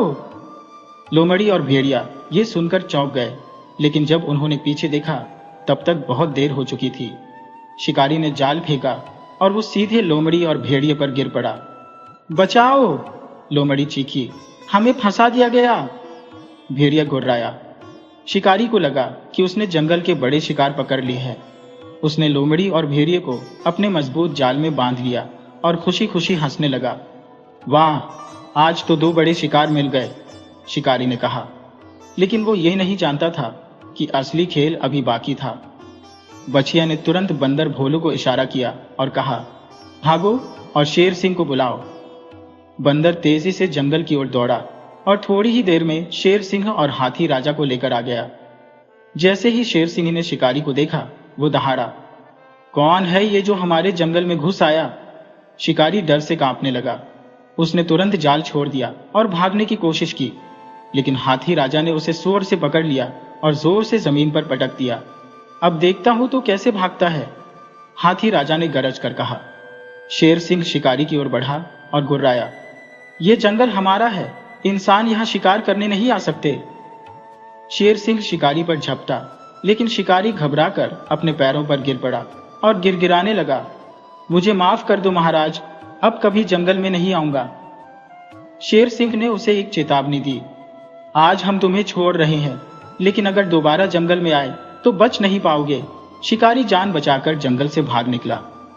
इस घटना के बाद जंगल के सारे जानवर बछिया की समझदारी और चालाकी की तारीफ करने लगे। तुमने हमें शिकारी से बचाया, हिरनी ने कहा। तुम्हारी वजह से जंगल सुरक्षित हुआ, हाथी राजा बोला। शेर सिंह ने गर्व से बछिया की ओर देखा और कहा, आज से तुम जंगल की सबसे चतुर गाय कहलाओगे। बछिया ने विनम्रता से सिर झुका लिया, लेकिन कहानी यहीं खत्म नहीं हुई थी। शिकारी के जाल में फंसने के बाद लोमड़ी, चालाकी और भेड़िया खूंखार की बुरी तरह बेइज्जती हुई। जैसे ही शिकारी जंगल से भागा, बाकी जानवरों ने इन दोनों को घेर लिया। धोखेबाजों, तुमने हमारी प्यारी बछिया को फंसाने की कोशिश की, बंदर भोलू गुस्से से बोला। अब तुम्हें इस जंगल में रहने का कोई हक नहीं, हाथी राजा गरजा। शेर सिंह ने गंभीर आवाज में कहा, तुम्हें जंगल से निकाल दिया जाता है। अगर दोबारा तुम्हारी चालबाजियों का पता चला तो सजा और भी कठोर होगी। लोमड़ी और भेड़िया जंगल से निकाल दिए गए, लेकिन उन्होंने हार नहीं मानी। जंगल से दूर गुफा के अंधेरे में वे बैठकर अपनी अगली साजिश रचने लगे। हमें चतुर गाय से अपना अपमान चुकाना होगा, लोमड़ी ने गुस्से में कहा। इस बार हम इसे ऐसी चाल में फंसाएंगे कि कोई इसे बचा नहीं पाएगा, भेड़िया खूंखार गुर्राया। अब वे दोनों एक नया और भयानक षड्यंत्र रचने लगे। कुछ ही दिनों बाद जंगल में एक नई और बेहद खतरनाक समस्या आई। सावधान, जंगल में एक जहरीली नागिन आई है। मोर पीहू ने खबर फैलाई। ये कोई आम नागिन नहीं थी, उसका नाम काल कन्या था और उसकी जहरीली फुफकार से पेड़ पौधे तक सूख जाते थे। वो जहां भी जाती मौत का साया साथ ले जाती। मुझे इस जंगल पर राज करना है, काल कन्या नागिन ने फुफकारते हुए घोषणा की। जंगल के जानवर डर गए, कोई भी उसकी जहरीली ताकत के सामने खड़ा नहीं हो सकता था। लोमड़ी और भेड़िए ने इस मौके का फायदा उठाने की योजना बनाई। वे नागिन के पास पहुंचे और बोले, अगर तुम हमारी मदद करो तो हम तुम्हें जंगल की रानी बना सकते हैं। क्या चाहती हो? नागिन ने कुटिल हंसी के साथ पूछा। हमें चतुर गाय से बदला लेना है, लोमड़ी ने कहा। नागिन ने सोचा और फिर फुफकारते हुए कहा, अगर वो मुझे रोकने की कोशिश करेगी तो मैं उसे हमेशा के लिए खत्म कर दूंगी। अगली सुबह जब बछिया जंगल में घास चर रही थी, तभी अचानक एक तेज फुफकार सुनाई दी। सर, तुम्हारा समय खत्म हो गया नन्ही गाय। नागिन काल कन्या उसके सामने आ गई। बछिया सतर्क हो गई और धीरे धीरे पीछे हटने लगी, लेकिन नागिन तेजी से उस पर झपटी। अब कोई तुम्हें नहीं बचा सकता, नागिन ने फुफकारते हुए कहा और उसने जहरीला हमला करने की कोशिश की। लेकिन तभी धड़ाम, बछिया ने झटपट अपने पैरों से जमीन पर जोर से ठोकर मारी, जिससे वहां धूल का एक बड़ा गुब्बार उठा। धूल नागिन की आंखों में चली गई और वो बुरी तरह तड़प उठी। मुझे कुछ दिखाई नहीं दे रहा, नागिन ने चिल्लाया। बछिया को मौका मिल गया और वो तेजी से वहां से भाग निकली। बछिया सीधे शेर सिंह और हाथी राजा के पास पहुंची और उन्हें सब कुछ बता दिया। अगर हमने इसे रोका नहीं तो पूरा जंगल खतरे में आ जाएगा, शेर सिंह गंभीर स्वर में बोला। लेकिन ये नागिन बहुत शक्तिशाली है, हमें कोई चालाकी से इसे हराना होगा, बंदर भोलू ने कहा। सबने बछिया की ओर देखा। हमारी चतुर गाय हमें एक रास्ता दिखाएगी, मोर पीहू ने कहा। बछिया ने सोचा और फिर मुस्कुराते हुए बोली, हमें उसकी कमजोरी का पता लगाना होगा। बंदर भोलू ने जंगल के एक बूढ़े कछुए से बात की, जो बहुत ज्ञानवान था। काल कन्या नागिन को हराने का एक ही तरीका है, कछुए ने बताया। वो आग से डरती है, अगर उसे आग से घेर लिया जाए तो वो कमजोर हो जाएगी। अब जंगल के जानवरों को एक योजना मिल गई थी। शेर सिंह, हाथी राजा, बंदर भोलू और बाकी जानवरों ने चारों ओर से सूखी लकड़ियां इकट्ठी की और जंगल के खुले मैदान में फैला दी। बछिया ने नागिन को वहां बुलाने के लिए चाल चली। वो नागिन के पास गई और बोली, तुम मुझे हरा नहीं सकती। अगर हिम्मत है तो मेरे साथ खुले मैदान में आकर लड़ो। मुझे चुनौती देने की हिम्मत? नागिन फुफकार उठी और बछिया के पीछे पीछे खुले मैदान में आ गई। जैसे ही वो वहां पहुंची, बंदर भोलू ने ऊपर से जलती हुई मशाल गिरा दी। फड़ लकड़ियों ने आग पकड़ ली और नागिन चारों ओर से आग की लपेटों में गिर गई। सिसास नहीं! नागिन चीख उठी। उसने बाहर निकलने की कोशिश की, लेकिन आग की गर्मी उसे कमजोर कर रही थी। आखिरकार वो जमीन पर गिर पड़ी और हार मान ली। अब ये जंगल हमारा है और कोई भी इसे नुकसान नहीं पहुंचा सकता, शेर सिंह ने गर्जना की। सब जानवरों ने तालियां बजाई और बछिया को धन्यवाद दिया। आज तुमने जंगल को बचा लिया, हाथी राजा ने कहा। तुम सच में सबसे चतुर गाय हो, बंदर भोलू ने मुस्कुराते हुए कहा। शेर सिंह ने घोषणा की, आज से यह जंगल हमेशा के लिए तुम्हारा घर रहेगा। नागिन काल कन्या की हार के बाद जंगल के सभी जानवर खुशी से झूम उठे। बछिया अब जंगल की सबसे चतुर और सम्मानित गाय बन चुकी थी। लेकिन दूर किसी अंधेरी गुफा में लोमड़ी चालाकी और भेड़िया खूंखार अब भी बदले की आग में जल रहे थे। हम फिर से हार गए, लेकिन इस बार हम कोई गलती नहीं करेंगे, लोमड़ी ने गुस्से में कहा। अब हमें कुछ ऐसा करना होगा जिससे ये जंगल हमेशा के लिए हमारा हो जाए। भेड़िया खूंखार ने भयानक हंसी हंसते हुए कहा, अगर हम शेर सिंह को हरा दें तो पूरा जंगल हमारा हो जाएगा। अगली सुबह जंगल में एक अजीब खबर फैलने लगी। बछिया जंगल पर राज करना चाहती है। बंदर भोलू, मोर पीहू और हाथी राजा ये सुनकर हैरान रह गए। ये असंभव है, हमारी प्यारी बछिया ऐसा कभी नहीं कर सकती, हाथी राजा गरजे। लेकिन लोमड़ी चालाकी ने जंगल में जहर खोल दिया था। शेर सिंह ने भी ये सुना और गंभीर स्वर में कहा, अगर बछिया ने सच में ऐसा सोचा है तो उसे सजा मिलेगी। लोमड़ी और भेड़िए ने शेर सिंह के सामने जाकर कहा, महाराज, हमें जंगल के कुछ जानवरों से खबर मिली है कि बछिया आपको हटाकर जंगल की नई रानी बनना चाहती है। शेर सिंह गुस्से में आ गया। अगर ये सच है तो बछिया को इस जंगल से निकाल दिया जाएगा। बछिया जब ये सुनकर आई तो वो बहुत दुखी हुई। मैंने कभी ऐसा कुछ नहीं चाहा, बछिया बोली। लेकिन शेर सिंह को यकीन नहीं हुआ। अगर तुम सच में निर्दोष हो तो तुम्हें जंगल की परीक्षा पास करनी होगी। शेर सिंह ने आदेश दिया कि बछिया को 3 कठिन परीक्षाओं से गुजरना होगा। अगर वो सफल हुई तो उसे निर्दोष मान लिया जाएगा। अगर असफल हुई तो उसे जंगल छोड़ना होगा। लोमड़ी और भेड़िए ने सोचा कि अब बछिया हार जाएगी। पहली परीक्षा में बछिया को आग की लपटों के बीच से गुजरना था। लोमड़ी ने मन में सोचा, अब ये डरकर भाग जाएगी। लेकिन बछिया ने हिम्मत नहीं हारी। उसने अपने तेज पैरों का इस्तेमाल किया और इतनी तेजी से दौड़ी कि आग उसे छू भी नहीं पाई। शेर सिंह ने सिर हिलाया और कहा, पहली परीक्षा पास। दूसरी परीक्षा में बछिया को एक अंधेरी गुफा में जाना था, जहां एक विशालकाय अजगर छिपा था। बंदर भोलू ने डरते हुए कहा, कोई भी वहां गया तो वापस नहीं आया। लेकिन बछिया निडर होकर अंदर गई। गुफा के अंदर अजगर उसकी ओर फुफकारते हुए बढ़ा। तुम कौन हो? अजगर गरजा। बछिया ने बुद्धिमानी से जवाब दिया, मैं जंगल की सच्चाई साबित करने आई हूं। अजगर ने उसकी हिम्मत देखी और बोला, तुम सच्ची और निडर हो, तुम परीक्षा पास कर चुकी हो। जब बछिया वापस लौटी तो जंगल के जानवरों ने तालियां बजाई। दूसरी परीक्षा पास, शेर सिंह ने गरजते हुए कहा। तीसरी और सबसे कठिन परीक्षा थी शेर सिंह से सीधी लड़ाई। शेर सिंह बोला, अगर तुम सच में इस जंगल की रक्षक हो तो मेरे वार से बचकर दिखाओ। बछिया जानती थी कि वो शेर से लड़ नहीं सकती, लेकिन उसने अपनी बुद्धिमानी से काम लिया। जब शेर सिंह ने छलांग लगाई तो बछिया फुर्ती से किनारे हट गई और शेर सिंह खुद की ताकत से पत्थरों से टकरा गया। शेर सिंह उठा और मुस्कुराया, तो तुमने साबित कर दिया कि ताकत से ज्यादा जरूरी बुद्धि होती है। तीसरी परीक्षा पास, शेर सिंह ने कहा। अब जंगल के जानवर फैसला करेंगे कि बछिया निर्दोष है या नहीं।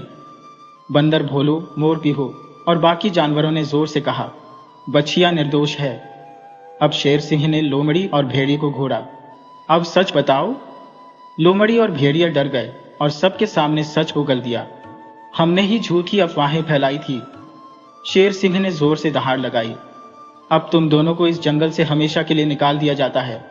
लोमड़ी और भेड़िए को जंगल से भगा दिया गया। अब पूरा जंगल खुशी से झूम उठा। शेर सिंह ने घोषणा की, आज से बछिया जंगल की सबसे चतुर और सम्मानित रक्षक होगी। सबने तालियां बजाई और बछिया को बधाई दी। तुमने हमें सिखाया कि ताकत से ज्यादा जरूरी है चतुराई और सच्चाई, हाथी राजा ने कहा। बछिया ने मुस्कुराकर कहा, मैं हमेशा जंगल की रक्षा करूंगी। अब जंगल में हमेशा शांति और खुशी बनी रही। जिंदगी में जब हम अच्छे कर्म करते हैं तो हमें हमेशा अच्छे नतीजे ही मिलते हैं। सच्चाई और न्याय की जीत होती है। ये कहानी हमें बताती है कि सच और न्याय हमेशा जीतते हैं। चाहे कितनी भी साजिशें रची जाए, सच्चाई को मिटाया नहीं जा सकता। बछिया की चतुराई, निडरता और सच्चाई की वजह से जंगल में शांति लौट आई। ये कहानी हमें सिखाती है कि चतुराई, धैर्य और सच्चाई के साथ हर समस्या का हल निकाला जा सकता है। सीखो, समझो और अपने जीवन में लागू करो, क्योंकि चतुराई और सच्चाई का मेल ही असली शक्ति है।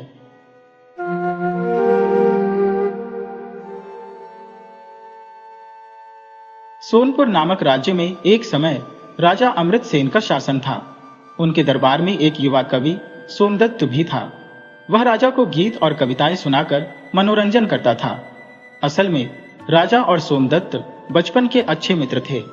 राजा हमेशा सोमदत्त को अपने पास ही रखता था और राजकाज के मामलों में उसकी राय लेता था।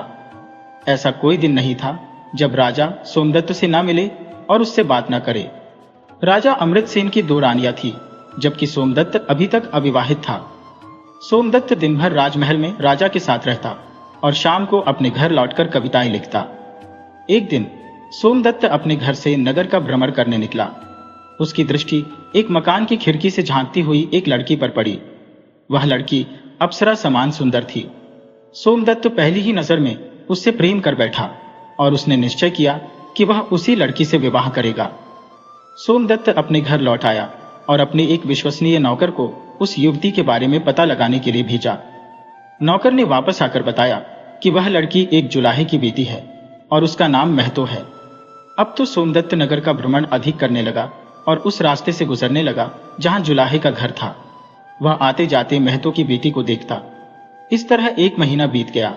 एक दिन राजा ने सोमदत्त को अपने साथ शिकार पर चलने के लिए कहा, लेकिन सोमदत्त ने मना कर दिया क्योंकि उसे शिकार जैसे निर्दयी कार्य में रुचि नहीं थी। जब राजा अपने कुछ विशिष्ट सिपाहियों के साथ शिकार पर चला गया, तब सोमदत्त ने जुलाहे के घर जाकर उसकी बेटी का हाथ मांगने का निर्णय किया। वह जुलाहे के घर की ओर चल पड़ा और दरवाजे पर दस्तक दी। अंदर से किसी ने पूछा, कौन है? सोमदत्त ने उत्तर दिया, एक परदेसी। अंदर से फिर से आवाज आई, तुम्हें क्या चाहिए परदेसी? सोमदत्त ने पूछा, श्रीमान महतो घर पर है क्या? दरवाजा खुला और जुलाहा महतो बाहर आया। उसने सोमदत्त को देखकर घबरा गया, क्योंकि वह जानता था कि यह राजा का करीबी मित्र और दरबारी है। उस समय में राजमहल के कर्मचारी या दरबारी का किसी के घर आना किसी मुसीबत का संकेत होता था। सोमदत्त ने नम्रता से हाथ जोड़कर नमस्कार किया और अंदर आने की अनुमति मांगी। घबराहट और भय से थरथराते हुए जुलाही ने सोमदत्त को अपने घर में आमंत्रित किया। दोनों लंबे समय तक इधर उधर की बातें करते रहे। सोमदत्त अपने मन की बात कहने में संकोच कर रहा था, लेकिन आखिरकार उसने ठान लिया और खड़ा हुआ। उसने जुलाहे से कहा, श्रीमान महतो, आप बुनाई के काम में बेहद निपुण हैं। मैं आपकी सुशील और सुंदर पुत्री का हाथ मांगता हूं। यह सुनकर जुलाहे के होश उड़ गए। उसने कभी सपने में भी नहीं सोचा था कि सोमदत्त जैसा प्रतिष्ठित व्यक्ति उसकी बेटी से विवाह की इच्छा प्रकट करेगा। खुशी से जुलाही की आंखों में आंसू आ गए, लेकिन उसने खुद को संभाला और बोला, हुजूर, हमारी क्या हैसियत है? हम तो आपकी कृपा पर निर्भर है। मेरे जैसे गरीब आदमी के लिए इससे ज्यादा खुशी की बात और क्या हो सकती है कि आप मेरी बेटी को पसंद करते हैं। सोमदत्त ने कहा, लेकिन आपकी बेटी की क्या राय होगी? जुलाहे ने तुरंत उत्तर दिया, एक बेटी का यही कर्तव्य है कि वह अपने पिता की बात माने। सोमदत्त ने कहा, रीति रिवाज के अनुसार तो तुम सही हो, लेकिन मैं लड़की के मन की बात जानना चाहता हूं। बिना उसकी सहमति के मैं आगे नहीं बढ़ सकता। अगर उसे यह रिश्ता मंजूर नहीं हुआ तो मैं यहां से चुपचाप चला जाऊंगा। जुलाहा दौड़ता हुआ अंदर कमरे में गया और अपनी बेटी से बोला, बेटी, तुम्हारी किस्मत का सितारा चमक उठा है। राजकवि सोमदत्त स्वयं तुम्हारे लिए विवाह का प्रस्ताव लेकर आए हैं। मैंने तो उन्हें हाँ कर दी है, लेकिन उनका कहना है कि वे तुम्हारी राय भी जानना चाहते हैं। तुम जल्दी से हाँ कर दो, कहीं वे अपना इरादा न बदल दें। चंदा, जुलाही की बेटी, हल्के से मुस्कुराई और बोली, पिताजी, आपका कहना मानना मेरा कर्तव्य है। आप उनसे कह दीजिए कि मुझे शादी का प्रस्ताव मंजूर है। जुलाहा खुशी से फूला न समाया और वापस आकर सोमदत्त से कहा, मैं हमेशा कहता था कि मेरी बेटी बहुत समझदार है, उसने हाँ कर दी है। सोमदत्त भी खुशी से अपने घर लौट गया। अगले दिन उसने चंदा के घर कुछ कीमती कपड़े और उपहार भेज दिए। एक सप्ताह बाद दोनों की शादी का दिन निश्चित कर दिया गया। अब सोमदत्त अपनी शादी की तैयारियों में जुट गया। उधर उसी दिन राजा अमृतसेन ने अपने दरबारी से कहा, कवि सोमदत्त न जाने कुछ दिनों से दिखाई नहीं दे रहे। राजा का एक मंत्री जो सोमदत्त से ईर्ष्या करता था, चुपचाप सब देख रहा था। मंत्री ने आगे बढ़कर राजा से निवेदन किया, महाराज, कृपया मुझे कुछ कहने की अनुमति दें। आज 20 दिन हो गए हैं जब सोमदत्त महल में नहीं आए हैं। मैंने अपने कुछ खास गुप्तचरों को उनके पीछे लगाया था और यह पता चला है कि सोमदत्त आपको धोखा दे रहा है। राजा ने क्रोध से पूछा, क्या कह रहे हो? सोमदत्त की यह हिम्मत? मंत्री ने उत्तर दिया, हुजूर, मैं सत्य कह रहा हूं। यह बात बिल्कुल सही है कि वह आपसे कहता है कि वह रोजाना शाम को कविताएं लिखता है, लेकिन असल में वह एक सुंदर लड़की से विवाह की तैयारी में जुटा हुआ है। उन्होंने एक बेशकीमती हीरा जो आपके मुकुट की शोभा बढ़ा सकता है, आपसे छुपा कर रखा है। उस लड़की का नाम चंदा है और वह एक गरीब जुलाहे महतो की बेटी है। अगले दिन जब सोमदत्त दरबार में आया तो राजा ने उससे पूछा, सोमदत्त, हमने विवाह का निर्णय लिया है। लड़की बहुत ही सुंदर है, तुम्हारी इस बारे में क्या राय है? सोमदत्त ने कहा, क्या वह लड़की किसी अच्छे परिवार से है? राजा ने उत्तर दिया, हाँ बिल्कुल, और उसका पिता भी एक बहुत ही नेक और शरीफ आदमी है। तब सोमदत्त ने कहा, महाराज, आपको मेरी तरफ से बहुत बहुत बधाइयां। राजा ने अपने बाकी दरबारियों की तरफ एक कुटिल मुस्कान से देखा और कहा, आप लोगों ने देखा, हमारे मित्र हमारी शादी के निर्णय को बिल्कुल सही बता रहे हैं। अब हमारी इच्छा यह है कि हमारा दोस्त सोमदत्त हमारी शादी का संदेश लेकर लड़की वालों के यहाँ जाए। सोमदत्त ने बिना किसी संकोच के महाराज को प्रणाम किया और कहा, महाराज की शादी का संदेश लेकर जाने से ज्यादा सम्मान की बात कोई और हो ही नहीं सकती। लेकिन क्या मैं जान सकता हूं कि मुझे महाराज का संदेश लेकर किसके यहाँ पर पहुंचना होगा? राजा ने तुरंत जवाब दिया, जुलाहे महतो के यहाँ पर। यह सुनकर सोमदत्त सन्नाटे में आ गया। उसके पांव तले से जमीन खिसक गई, लेकिन अपने आप को संभालते हुए उसने कहा, महाराज, मैं इस आदेश का पालन करने में असमर्थ हूं। यह सुनकर राजा आग बबूला हो गया और गरज कर कहा, अच्छा, तो इसका मतलब यह है कि बात बिल्कुल सच्ची है कि आपने अपनी बात मुझसे छिपाए रखी। जाइए और जाकर मेरा संदेश लड़की वालों तक पहुंचाइए, वरना मुझसे बुरा कोई ना होगा। सोमदत्त का प्रेम सच्चा और दृढ़ था। वह अपनी बात से टस से मस ना हुआ और राजा से कहने लगा, महाराज, यह तो बिल्कुल असंभव बात है कि कोई आदमी अपनी मंगेतर के घर किसी दूसरे आदमी का शादी का संदेश लेकर जाए, अब चाहे वह दूसरा आदमी खुद इस राज्य का राजा ही क्यों ना हो। महाराज ने गुस्से में आकर उसी वक्त सोमदत्त को देश निकाला की सजा दे दी और शादी का संदेश ले जाने का काम उन्होंने अपने मंत्री को सौंप दिया। दरबार से निकलते ही सोमदत्त अपने घोड़े को तीव्र गति से दौड़ाता हुआ जुलाहे के घर जा पहुंचा। वहां पहुंचकर उसने चंदा को समस्त स्थिति से अवगत कराया। चंदा यह सुनकर अत्यंत दुखी हुई और बोली, मैं मर जाऊंगी, लेकिन महाराज से विवाह नहीं करूंगी। तभी जुलाहा अपनी बेटी को एक अन्य कक्ष में ले गया और समझाने लगा, राजा से विवाह कर लो, इसमें ही हमारी भलाई है, अन्यथा महाराज हमारे पूरे परिवार को नष्ट करवा देंगे।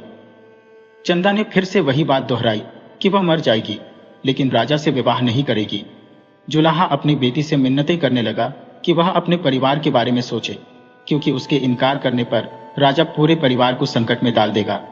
लेकिन चंदा अडिग रही। तभी दरवाजे पर दस्तक हुई। राज का मंत्री विवाह का संदेश लेकर उनके घर आ पहुंचा था। चंदा सोमदत्त को लेकर एक अन्य कक्ष में चली गई। जुलाहे ने दरवाजा खोला और मंत्री घर में प्रवेश किया। मंत्री ने बिना समय गंवाए राजा का आदेश जुलाहे को सुना दिया। जुलाहे ने कहा, हुजूर, लड़की का दिमाग इस समय ठीक नहीं है।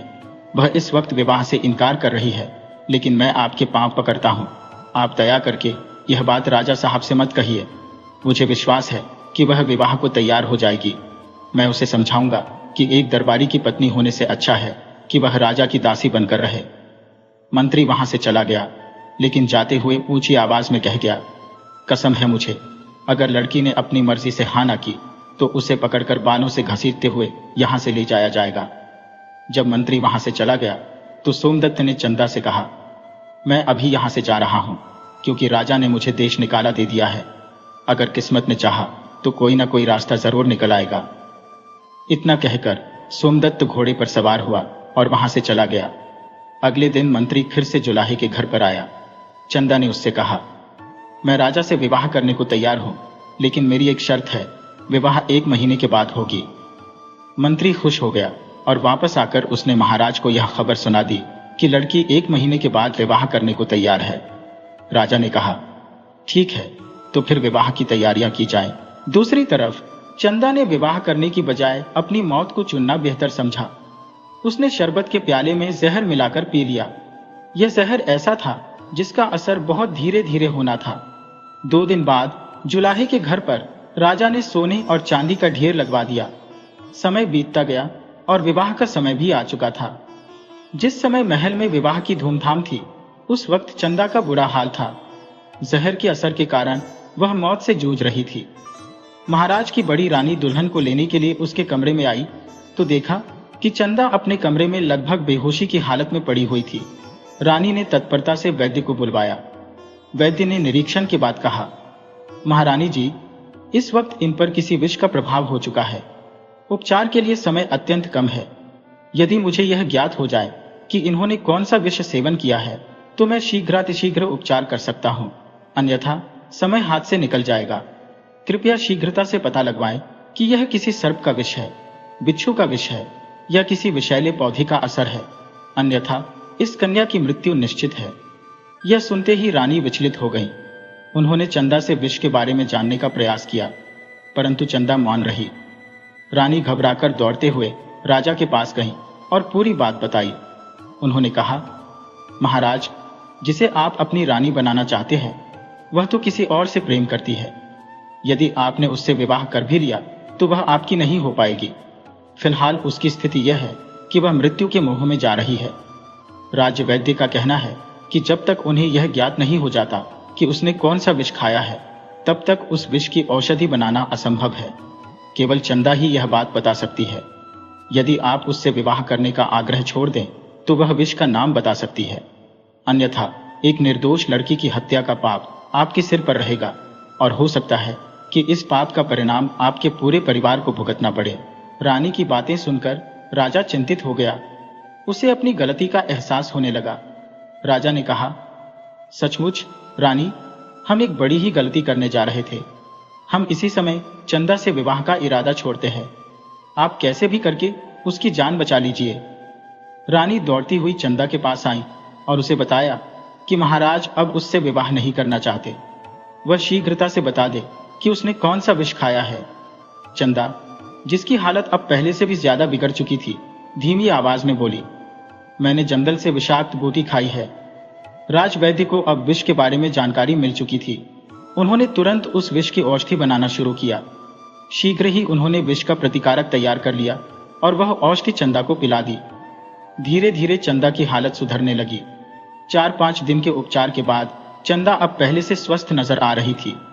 तब महाराज उससे मिलने आए और माफी मांगते हुए बोले, चंदा, हमें अपनी गलती का एहसास हो गया है। तुम्हारे सच्चे प्रेम के आगे हमारे अहंकार ने हार मान ली है। अब हम शीघ्र ही सोमदत्त को बुलवाकर तुम्हारा विवाह उससे करवा देंगे। इधर सोमदत्त को भी इस बात की खबर मिल चुकी थी कि महाराज ने चंदा से विवाह नहीं किया है और उन्हें अपनी गलती का पछतावा है। जब चंदा पूरी तरह से स्वस्थ हो गई तो महाराज ने शहर में यह घोषणा करवा दी कि सोमदत्त जहां कहीं भी हो वह महल में आ जाए तो महाराज उसका विवाह चंदा से करवा देंगे। फिर जब सोमदत्त महल में लौटा तो महाराज अमृतसेन ने उसे गले से लगा लिया और बोले, सोमदत्त, हमसे बड़ी ही गलती हो गई जो हमने तुम जैसे मित्र के साथ ऐसा व्यवहार किया। जब चंदा पूरी तरह स्वस्थ हो गई तो उसका विवाह सोमदत्त से करवा दिया गया और इस तरह सोमदत्त और चंदा के सच्चे प्रेम की विजय हुई।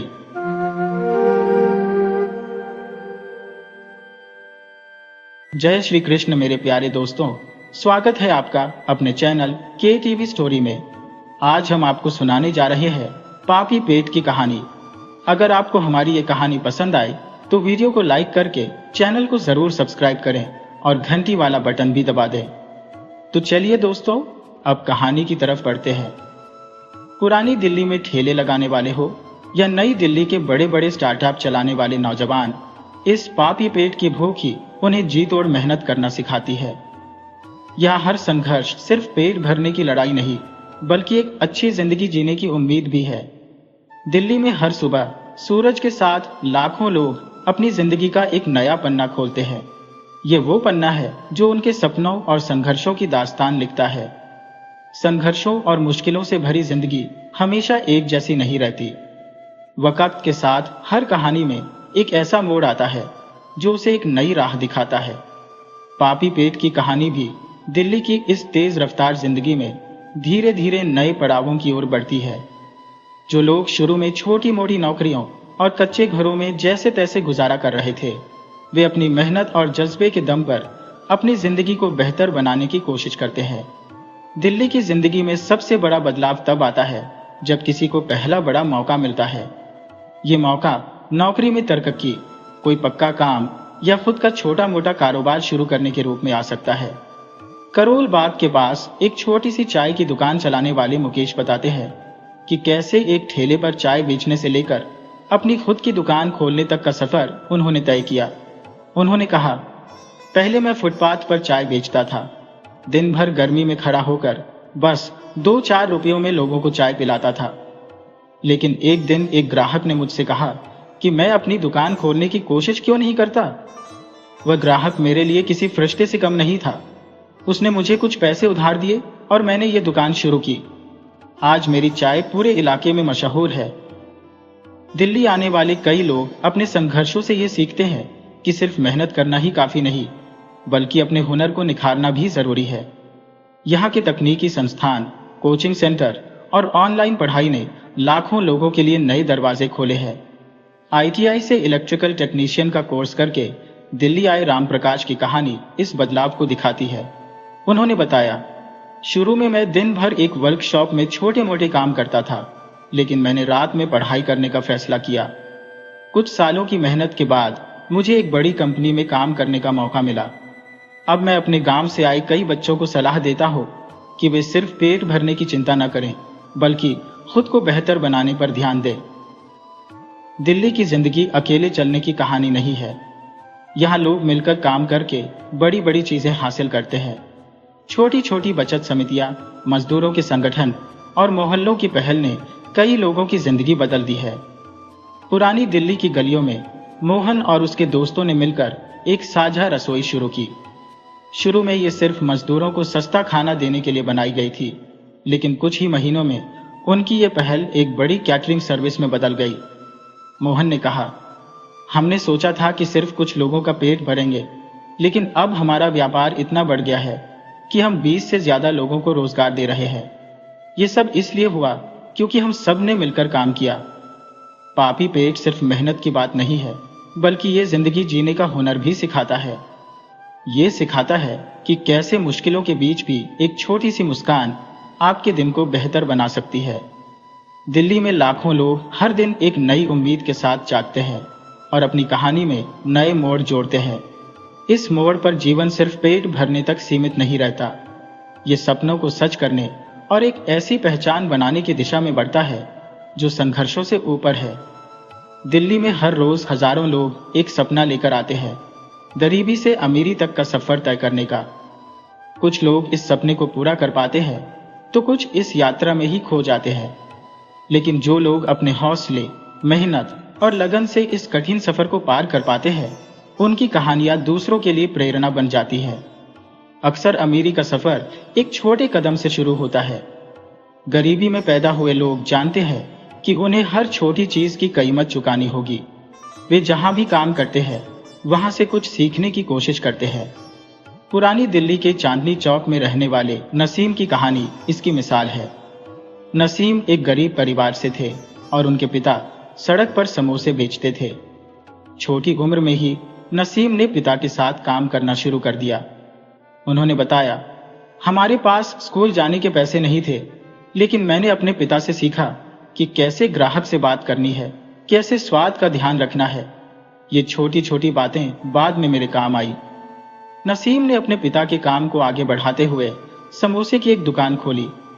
धीरे धीरे उनके समोसे की शोहरत बढ़ने लगी। आज उनके पास दिल्ली में 5 बड़ी दुकानें हैं और वे हर महीने लाखों का व्यापार करते हैं। गरीबी से अमीरी तक का सफर केवल मेहनत से नहीं, बल्कि सही दिशा में किए गए प्रयासों से संभव होता है। शिक्षा और हुनर बढ़ाना इस दिशा में सबसे बड़े हथियार है। मजनू का टीला में रहने वाले सोनू की कहानी इस बात को और साफ करती है। सोनू के पिता एक रिक्शा चालक थे। सोनू ने बचपन में गरीबी देखी, लेकिन उन्होंने अपने पिता से वादा किया कि वे उनके इस संघर्ष को बेकार नहीं जाने देंगे। सोनू ने पढ़ाई पर पूरा ध्यान दिया और एक स्कॉलरशिप पाकर दिल्ली यूनिवर्सिटी में दाखिला लिया। सोनू ने पढ़ाई के साथ साथ पार्ट टाइम काम भी किया। उन्होंने एक आईटी कंपनी में इंटर्नशिप की और धीरे धीरे अपने हुनर को निखारा। आज सोनू एक मल्टीनेशनल कंपनी में काम कर रहे हैं और अपने माता पिता को एक बेहतर जिंदगी दे रहे हैं। गरीबी से अमीरी तक का सफर हमेशा आसान नहीं होता। ये एक लंबा और कठिन रास्ता है, जिसमें असफलताएं, निराशा और सब्र की परीक्षा होती है। लेकिन जो लोग इस सफर को बिना रुके तय करते हैं, उनके लिए सफलता के दरवाजे खुल जाते हैं। कहानी है सीमा की, जो दिल्ली की झुग्गी बस्ती में रहती थी। उनके पिता मजदूर थे और उनके घर में खाना भी मुश्किल से बनता था। सीमा ने कपड़े सिलाई का काम शुरू किया और अपने छोटे भाई बहनों को पढ़ाने में मदद की। कुछ सालों बाद सीमा ने एक छोटा सा बुटीक खोला। उन्होंने नए डिजाइन बनाए और अपने ग्राहकों को अच्छी सेवा दी। आज सीमा का बुटीक दिल्ली के पॉश इलाकों में मशहूर है। वह न केवल अपनी बस्ती के लोगों को रोजगार देती है, बल्कि अपने गांव में भी स्कूल खोलने का सपना देख रही है। दिल्ली जैसे शहर में गरीबी से अमीरी तक का सफर केवल एक व्यक्ति की कामयाबी की कहानी नहीं है, बल्कि ये समाज के बदलाव की शुरुआत भी है। जो लोग इस सफर को तय करते हैं, वे न केवल अपनी जिंदगी बदलते हैं, बल्कि दूसरों के लिए एक मिसाल बनते हैं। उनकी सफलता ये संदेश देती है कि पापी पेट की भूख इंसान को बड़ा सपना देखने और उसे पूरा करने की ताकत देती है। जब पापी पेट की आग बुझ जाती है और गरीबी से अमीरी तक का सफर पूरा हो जाता है, तब कुछ लोग अपने जीवन को दूसरों की भलाई में लगा देते हैं। दिल्ली में ऐसे कई उदाहरण हैं जहां संघर्ष से उभरे लोग अपनी सफलता को समाज की सेवा में बदल देते हैं। यह सफर केवल अपनी भलाई तक सीमित नहीं रहता, बल्कि समाज के सबसे कमजोर लोगों को ऊपर उठाने की दिशा में एक कदम बन जाता है। दिल्ली में कई ऐसे कामयाब बिजनेसमैन हैं जिन्होंने गरीबी का जीवन जिया और अब वे अपने जैसे लोगों को सहारा देने के लिए काम कर रहे हैं। रोहिणी के रहने वाले राजीव, जिन्होंने एक छोटी चाय की दुकान से शुरुआत की और अब एक कामयाब रेस्टोरेंट चेन के मालिक हैं, ने अपने कर्मचारियों के बच्चों के लिए एक स्कूल खोला। राजीव कहते हैं, मैंने गरीबी को बहुत करीब से देखा है। मुझे पता है कि शिक्षा का क्या महत्व है। इसलिए मैं चाहता हूं कि मेरे कर्मचारियों के बच्चे उस जिंदगी से बाहर निकले जिसमें मैंने अपना बचपन बिताया। दिल्ली का जीवन तेज है, लेकिन इसमें उन लोगों के लिए जगह है जो दूसरों के लिए अवसर पैदा करना चाहते हैं। शिक्षा, कौशल विकास और रोजगार जैसे क्षेत्रों में सफल लोग नई पीढ़ी को मजबूत बनाने में लगे हैं। संगीता, जिन्होंने झुग्गी बस्ती से निकलकर दिल्ली यूनिवर्सिटी में पढ़ाई की और एक बड़ी कंपनी की सीईओ बनी, अब एक एनजीओ चलाती है। ये एनजीओ झुग्गी बस्तियों के बच्चों को शिक्षा और रोजगार के लिए तैयार करता है। संगीता का कहना है, सपने देखना आसान है, लेकिन उन्हें पूरा करने के लिए सही दिशा और मौका मिलना जरूरी है। मैं चाहती हूँ कि जिन बच्चों ने कभी उम्मीद छोड़ दी थी, वे दोबारा सपने देखने लगे। दिल्ली की सफलता की कहानियों में महिलाओं का योगदान बहुत जरूरी रहा है। जो महिलाएं कभी समाज की रुकावटों के कारण पीछे थी, वे अब समाज को आगे ले जाने में मदद कर रही है। माया, जो कभी घरों में काम करके अपने बच्चों का पेट पालती थी, अब दिल्ली के बाहरी इलाकों में महिलाओं को सिलाई और बुनाई सिखाती है। उन्होंने एक सहकारी समिति बनाई है जहां महिलाएं छोटे छोटे उत्पाद बनाकर अपनी कमाई बढ़ा रही है। माया कहती है, ये केवल पैसे कमाने की बात नहीं है, ये आत्मसम्मान की बात है। जब एक महिला आत्मनिर्भर होती है तो पूरा परिवार बदल जाता है। सिर्फ अपनी सफलता से संतुष्ट न होकर दिल्ली के कई लोग सामूहिक बदलाव की ओर ध्यान दे रहे हैं। उनकी कहानियां दिखाती है कि पापी पेट की आग केवल पेट भरने तक सीमित नहीं है, ये एक ऐसी ज्वाला बन सकती है जो समाज के अंधेरे को मिटा दे। जामिया नगर के निवासी अनीश ने अपनी एक पुरानी फैक्ट्री को फूड बैंक में बदल दिया। यह फूड बैंक हर रोज 1000 से ज्यादा गरीबों को खाना खिलाता है। अनीश कहते हैं, जब मैं गरीब था तो मुझे एक वक्त का खाना मिलना भी मुश्किल था। अब मेरी यह जिम्मेदारी है कि कोई और भूखा न रहे। दिल्ली की इन कहानियों का सबसे बड़ा सबक यह है कि जो लोग अपनी मेहनत से ऊपर उठते हैं वे समाज के लिए उम्मीद की किरण बन जाते हैं। उनकी सफलता केवल उनकी निजी उपलब्धि नहीं होती, बल्कि यह उन हजारों लोगों के लिए प्रेरणा होती है जो अभी भी संघर्ष कर रहे हैं। पापी पेट की यह यात्रा गरीबी से शुरू होती है और सफलता के माध्यम से समाज सेवा में बदल जाती है। यह दिल्ली की आत्मा को दर्शाती है, संघर्ष, सहनशीलता और दूसरों के लिए कुछ करने की भावना। दिल्ली की सड़कों पर संघर्ष, सपनों और सफलता की कहानियों के बीच पापी पेट का यह सफर केवल भूख मिटाने तक सीमित नहीं है। यह जीवन जीने की गहराई, धैर्य और जीने की चाह को समझने की एक यात्रा है। हर मोड़ पर यह कहानी हमें कुछ सिखाती है। संघर्ष से भागने के बजाय उसका सामना करना, अपने सपनों को सच करने की जिद और दूसरों की मदद से समाज को बेहतर बनाने का संकल्प। दिल्ली, जो संघर्षों का दूसरा नाम है, सिखाती है कि मेहनत ही सफलता की पूंजी है। चाहे वह सड़क पर काम करने वाला मजदूर हो, फुटपाथ पर चाय बेचने वाला दुकानदार हो या किसी मल्टीनेशनल कंपनी में काम करने वाला पेशेवर, हर किसी ने अपनी मेहनत से ही पापी पेट की आग को बुझाया है। पेट की भूख इंसान को काम करने पर मजबूर करती है, लेकिन सपनों की भूख उसे कुछ बड़ा करने के लिए प्रेरित करती है। यह बात न केवल दिल्ली की बल्कि हर संघर्षरत व्यक्ति की कहानी को बताती है। पापी पेट की आग का सामना करना आसान नहीं है। ये समय, सब्र और लगातार कोशिश मांगती है। हर व्यक्ति की सफलता की कहानी यह सिखाती है कि कोई भी सपना एक दिन में पूरा नहीं होता। विवेक, जो कभी झुग्गी बस्ती में रहता था और अब एक सफल व्यापारी है, कहते हैं, मैंने अपने जीवन में कई बार असफलताएं देखी, लेकिन मैंने हार नहीं मानी। यह मेरा धैर्य और लगातार कोशिश थी जिसने मुझे वहां पहुंचाया जहां मैं आज हूं। जब एक व्यक्ति अपने संघर्षों से निकलता है तो उसकी जिम्मेदारी बनती है कि वह दूसरों को भी ऊपर उठाए। पापी पेट केवल खुद का पेट भरने तक सीमित नहीं होना चाहिए, ये दूसरों के लिए भी रोशनी का जरिया बन सकता है। सुमित्रा, जिन्होंने गरीबी से निकलकर अपने बच्चों को पढ़ाया, अब एक एनजीओ चलाती है। वह कहती है, जब मैंने खुद के लिए रास्ता बनाया तब मुझे समझ आया कि मुझे उन लोगों की मदद करनी चाहिए जो अभी भी अंधेरे में है। दिल्ली की हर गली, हर चौराहा और हर व्यक्ति यह सिखाता है कि सपने देखने की कोई उम्र, वर्ग या सीमा नहीं होती। पापी पेट की आग केवल भूख नहीं है, यह जीवन के प्रति एक जज्बा है जो हमें हर परिस्थिति में आगे बढ़ने का साहस देता है। अगर आप अपने सपनों पर यकीन करते हैं और उन्हें पूरा करने के लिए पूरी तरह से लगे रहते हैं, तो कोई भी बाधा आपको रोक नहीं सकती। यह सीख दिल्ली के हर संघर्षरत व्यक्ति की कहानी का सार है। दिल्ली की कहानी पापी पेट की आग से शुरू होकर संघर्ष, सपनों और समाज सेवा के रास्ते पर चलती है। ये केवल पेट भरने की बात नहीं करती, बल्कि जीवन के हर पहलू को छूती है। अब सवाल यही उठता है कि इन कहानियों का भविष्य क्या है? क्या संघर्ष और सफलता की यह दास्तान कभी पूरी होगी? दिल्ली की सड़कों पर हर दिन नए संघर्ष जन्म लेते हैं। तकनीकी युग में जहां एक ओर अवसर बढ़े हैं, वहीं दूसरी ओर प्रतियोगिता भी बहुत ज्यादा है। जो लोग आज सफलता की कहानियां लिख रहे हैं, उन्हें भी हर दिन कुछ नया सीखने और बदलने की जरूरत है। डिजिटल क्रांति और पापी पेट। आज के दौर में डिजिटल शिक्षा, ऑनलाइन शॉपिंग और ऑनलाइन सेवाओं ने पापी पेट के लिए नए रास्ते खोले हैं। रिक्शा चालक अब मोबाइल ऐप्स के जरिए ज्यादा कमाई कर रहे हैं। छोटे दुकानदार अपने उत्पाद ऑनलाइन बेच रहे हैं। बेरोजगार युवा डिजिटल हुनर सीखकर अपने लिए नए अवसर बना रही है। यह एक नया सूरज है जो दिखाता है कि संघर्ष का रूप ही बदल जाए, लेकिन उसका समाधान भी विकसित होता रहेगा।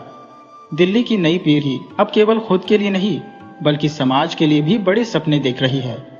झुग्गी झोपड़ी के बच्चे आज डॉक्टर, इंजीनियर और बिजनेसमैन बनने का सपना देख रहे हैं। युवा एनजीओ और सामाजिक पहल के जरिए उन लोगों की मदद कर रहे हैं जो अभी भी अंधेरे में है। महिलाएं जो कभी केवल घरों तक सीमित थी, अब समाज और परिवार दोनों को आगे बढ़ा रही है। युवा पीढ़ी यह समझ चुकी है कि पापी पेट की लड़ाई केवल व्यक्तिगत नहीं बल्कि सामूहिक प्रयास है। हर संघर्ष के पीछे एक प्रेरणा छिपी है। जैसे किशन ने एक फैक्ट्री में मजदूर की नौकरी से शुरुआत की और अब उनकी खुद की एक मैन्युफैक्चरिंग यूनिट है। मीना ने घर घर जाकर सिलाई का काम किया और आज उनके नाम से एक फैशन ब्रांड है। अभिषेक, जिन्होंने रात भर डिलीवरी बॉय का काम किया, अब एक टेक्नोलॉजी स्टार्टअप के मालिक है। ये कहानियां हमें यह सिखाती है कि पापी पेट केवल पेट भरने की नहीं बल्कि खुद को साबित करने की भूख भी है। दिल्ली के संघर्षों और सफलताओं की यह कहानी एक गहरी सीख देती है। संघर्ष अनिवार्य है। जीवन में कोई भी सफर बिना कठिनाइयों के पूरा नहीं होता। सपने जरूरी है, कठिनाइयां केवल एक पड़ाव है, सपना ही असली मंजिल है। साझा प्रयास का महत्व। जब तक हम सब एक दूसरे की मदद नहीं करेंगे, पापी पेट की आग शांत नहीं होगी। ये कहानी यही खत्म नहीं होती। पापी पेट की यह यात्रा लगातार जारी है। हर नया दिन, हर नया संघर्ष और हर नई सफलता इस कहानी में एक नया अध्याय जोड़ती है। दिल्ली और पूरे देश के लिए यह कहानी एक प्रेरणा है कि कोई भी स्थिति हमेशा के लिए नहीं रहती। मेहनत, हौसला और दूसरों की भलाई की भावना से हर बाधा पार की जा सकती है। पापी पेट की आग हमें सिखाती है कि संघर्ष ही जीवन है, लेकिन यह संघर्ष हमें बेहतर इंसान बनने का मौका भी देता है। यह कहानी केवल एक शहर की नहीं बल्कि हर उस इंसान की है जो अपने सपनों के लिए लड़ रहा है। यह कहानी उम्मीदों का वह सूरज है जो हर अंधेरे में उजाला लाता है। संघर्ष से सफलता और सफलता से समाज सेवा, यही पापी पेट की असली कहानी है। पापी पेट की यह कहानी संघर्ष और सफलता की गाथा तो है ही, साथ ही यह हमें समाज की जिम्मेदारी और मिलकर काम करने की जरूरत भी सिखाती है। जब किसी के पेट की भूख को मिटाने का संघर्ष खत्म होता है तो यह जीवन में और आगे बढ़ने के लिए एक नया अवसर लेकर आता है। इस मोड़ पर हम देखेंगे कि कैसे व्यक्तिगत संघर्ष और सामाजिक बदलाव एक दूसरे से जुड़ते हैं और एक नई दिशा की ओर बढ़ते हैं। दिल्ली में लाखों लोग पापी पेट की भूख के कारण संघर्ष कर रहे हैं, लेकिन क्या समाज ने उन्हें सहारा दिया? ये सवाल तब और ज्यादा जरूरी हो जाता है जब हम देखते हैं कि एक व्यक्ति की सफलता से समाज का कल्याण कितना जुड़ा होता है। समाज का बदलाव तभी संभव है जब हम केवल अपनी ही नहीं बल्कि दूसरों की भी जरूरतों का ध्यान रखें। उदाहरण के तौर पर दिल्ली के छोटे से कस्बों में जिन घरों में शिक्षा और रोजगार के अवसर नहीं थे, वहां अब कई संगठन और सामाजिक संस्थाएं काम कर रही है। यह संस्थाएं गरीब बच्चों को शिक्षा, महिलाओं को हुनर की ट्रेनिंग और बेरोजगारों को रोजगार के अवसर दे रही है। हमारी आने वाली पीढ़ी का भविष्य शिक्षा और रोजगार से जुड़ा हुआ है। जब एक गरीब परिवार का बच्चा किसी अच्छे स्कूल में पढ़ने के लिए जाता है तो यह केवल उसकी कहानी नहीं होती बल्कि यह समाज की पूरी कहानी होती है। ऐसे बदलाव के उदाहरण अब दिल्ली में तेजी से बढ़ रहे हैं। शहरी क्षेत्रों में गरीबों के लिए शिक्षा के अवसर बढ़ाई जा रहे हैं। कई ऐसे संगठन काम कर रहे हैं जो झुग्गी झोपड़ी में रहने वाले बच्चों को न केवल शिक्षा देते हैं बल्कि उनके लिए अलग अलग क्षेत्रों में ट्रेनिंग भी देते हैं ताकि वे आत्मनिर्भर बन सके। पापी पेट के संघर्ष के बीच एक अहम मुद्दा वह है जो दबे हुए वर्ग की आवाज को उठाने की जरूरत को दिखाता है। गरीब, बेसहारा और पिछड़े वर्ग के लोग अक्सर अपने अधिकारों से अनजान होते हैं या उन्हें वह अधिकार नहीं मिलते। लेकिन जब किसी गरीब की सफलता की कहानी सामने आती है तो यह समाज को जागरूक करती है कि उन्हें भी समान अधिकार मिले। उदाहरण के तौर पर दिल्ली के करोल बाग में रहने वाली रेखा ने कभी सड़कों पर जूते बेचे थे। आज वह एक महिला बिजनेसमैन बन चुकी है और अपने व्यापार के जरिए हजारों महिलाओं को रोजगार दे रही है। रेखा ने अपने संघर्ष की कहानी बताते हुए कहा, हमारे पास सुविधाएं नहीं थी, लेकिन हमारी मेहनत और संघर्ष ने हमें इस मुकाम तक पहुंचाया। अब मुझे यह एहसास है कि जब तक हम अपनी आवाज नहीं उठाएंगे तब तक हम समाज में बदलाव नहीं ला सकते। जैसे जैसे समाज में बदलाव आते हैं, राज्य और सरकार की भूमिका भी जरूरी हो जाती है।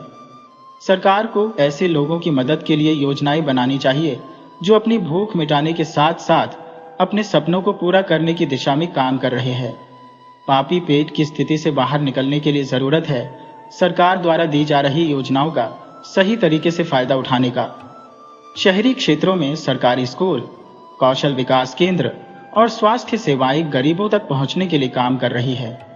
सरकारी योजनाओं की मदद से कई लोग अपने छोटे व्यवसायों को बढ़ा चुके हैं। ये बदलाव दिखाता है कि एक जिम्मेदार समाज और सरकार मिलकर समाज के सबसे कमजोर वर्ग के लिए अवसर पैदा कर सकते हैं। जब व्यक्तिगत सफलता और समाज की भलाई को जोड़ा जाता है तो यह एक साझा प्रयास बन जाता है। केवल अपने लिए संघर्ष करना काफी नहीं होता, हमें यह समझना होता है कि हमारे आसपास के लोग भी उसी संघर्ष में शामिल हैं। जैसे जैसे हम अपनी मुश्किलों से बाहर निकलते हैं, हमें दूसरों के लिए भी रास्ता बनाना चाहिए। अक्सर समाज के कमजोर वर्गों के बारे में सोचते हुए यह समझना मुश्किल हो सकता है कि उनका सफर कितना कठिन होता है, लेकिन जब हम खुद किसी कठिनाई से गुजरते हैं तो हमें यह एहसास होता है कि यह संघर्ष केवल हमारे अपने लिए नहीं बल्कि दूसरों के लिए भी जरूरी है। इस एहसास के साथ हम समाज के उन हिस्सों की मदद करने में सक्षम होते हैं जो अभी भी कठिनाइयों से जूझ रहे हैं। इस कहानी की समाप्ति से पहले एक बात और कही जानी चाहिए, पापी पेट की भूख कभी खत्म नहीं होती। ये केवल जीवन का एक हिस्सा है जो लगातार बदलता रहता है। जब एक संघर्ष खत्म होता है तो दूसरा आ जाता है, लेकिन यही संघर्ष जीवन को जीने की प्रेरणा देता है। जब हम संघर्ष को समझते हैं तो हम न केवल अपनी जिंदगी में बदलाव लाते हैं बल्कि पूरे समाज में बदलाव लाने की दिशा में भी योगदान देते हैं। इसलिए पापी पेट की यह यात्रा अब भी जारी है। यह यात्रा केवल पेट की भूख को नहीं बल्कि जीवन को बेहतर बनाने की भूख को भी दिखाती है। जब हम अपनी भूख को बुझाने के साथ साथ दूसरों की मदद करते हैं तो हम समाज में असली बदलाव लाते हैं। तो दोस्तों, पापी पेट की यह कहानी सिर्फ भूख की नहीं बल्कि सपनों, संघर्ष और दूसरों की मदद की है। ये दिखाती है कि कैसे मुश्किलों में भी हम उम्मीद का दिया जला सकते हैं। अगर आपको ये कहानी पसंद आई हो तो वीडियो को लाइक करें, इसे साझा करें और हमारे चैनल को जरूर सब्सक्राइब करें।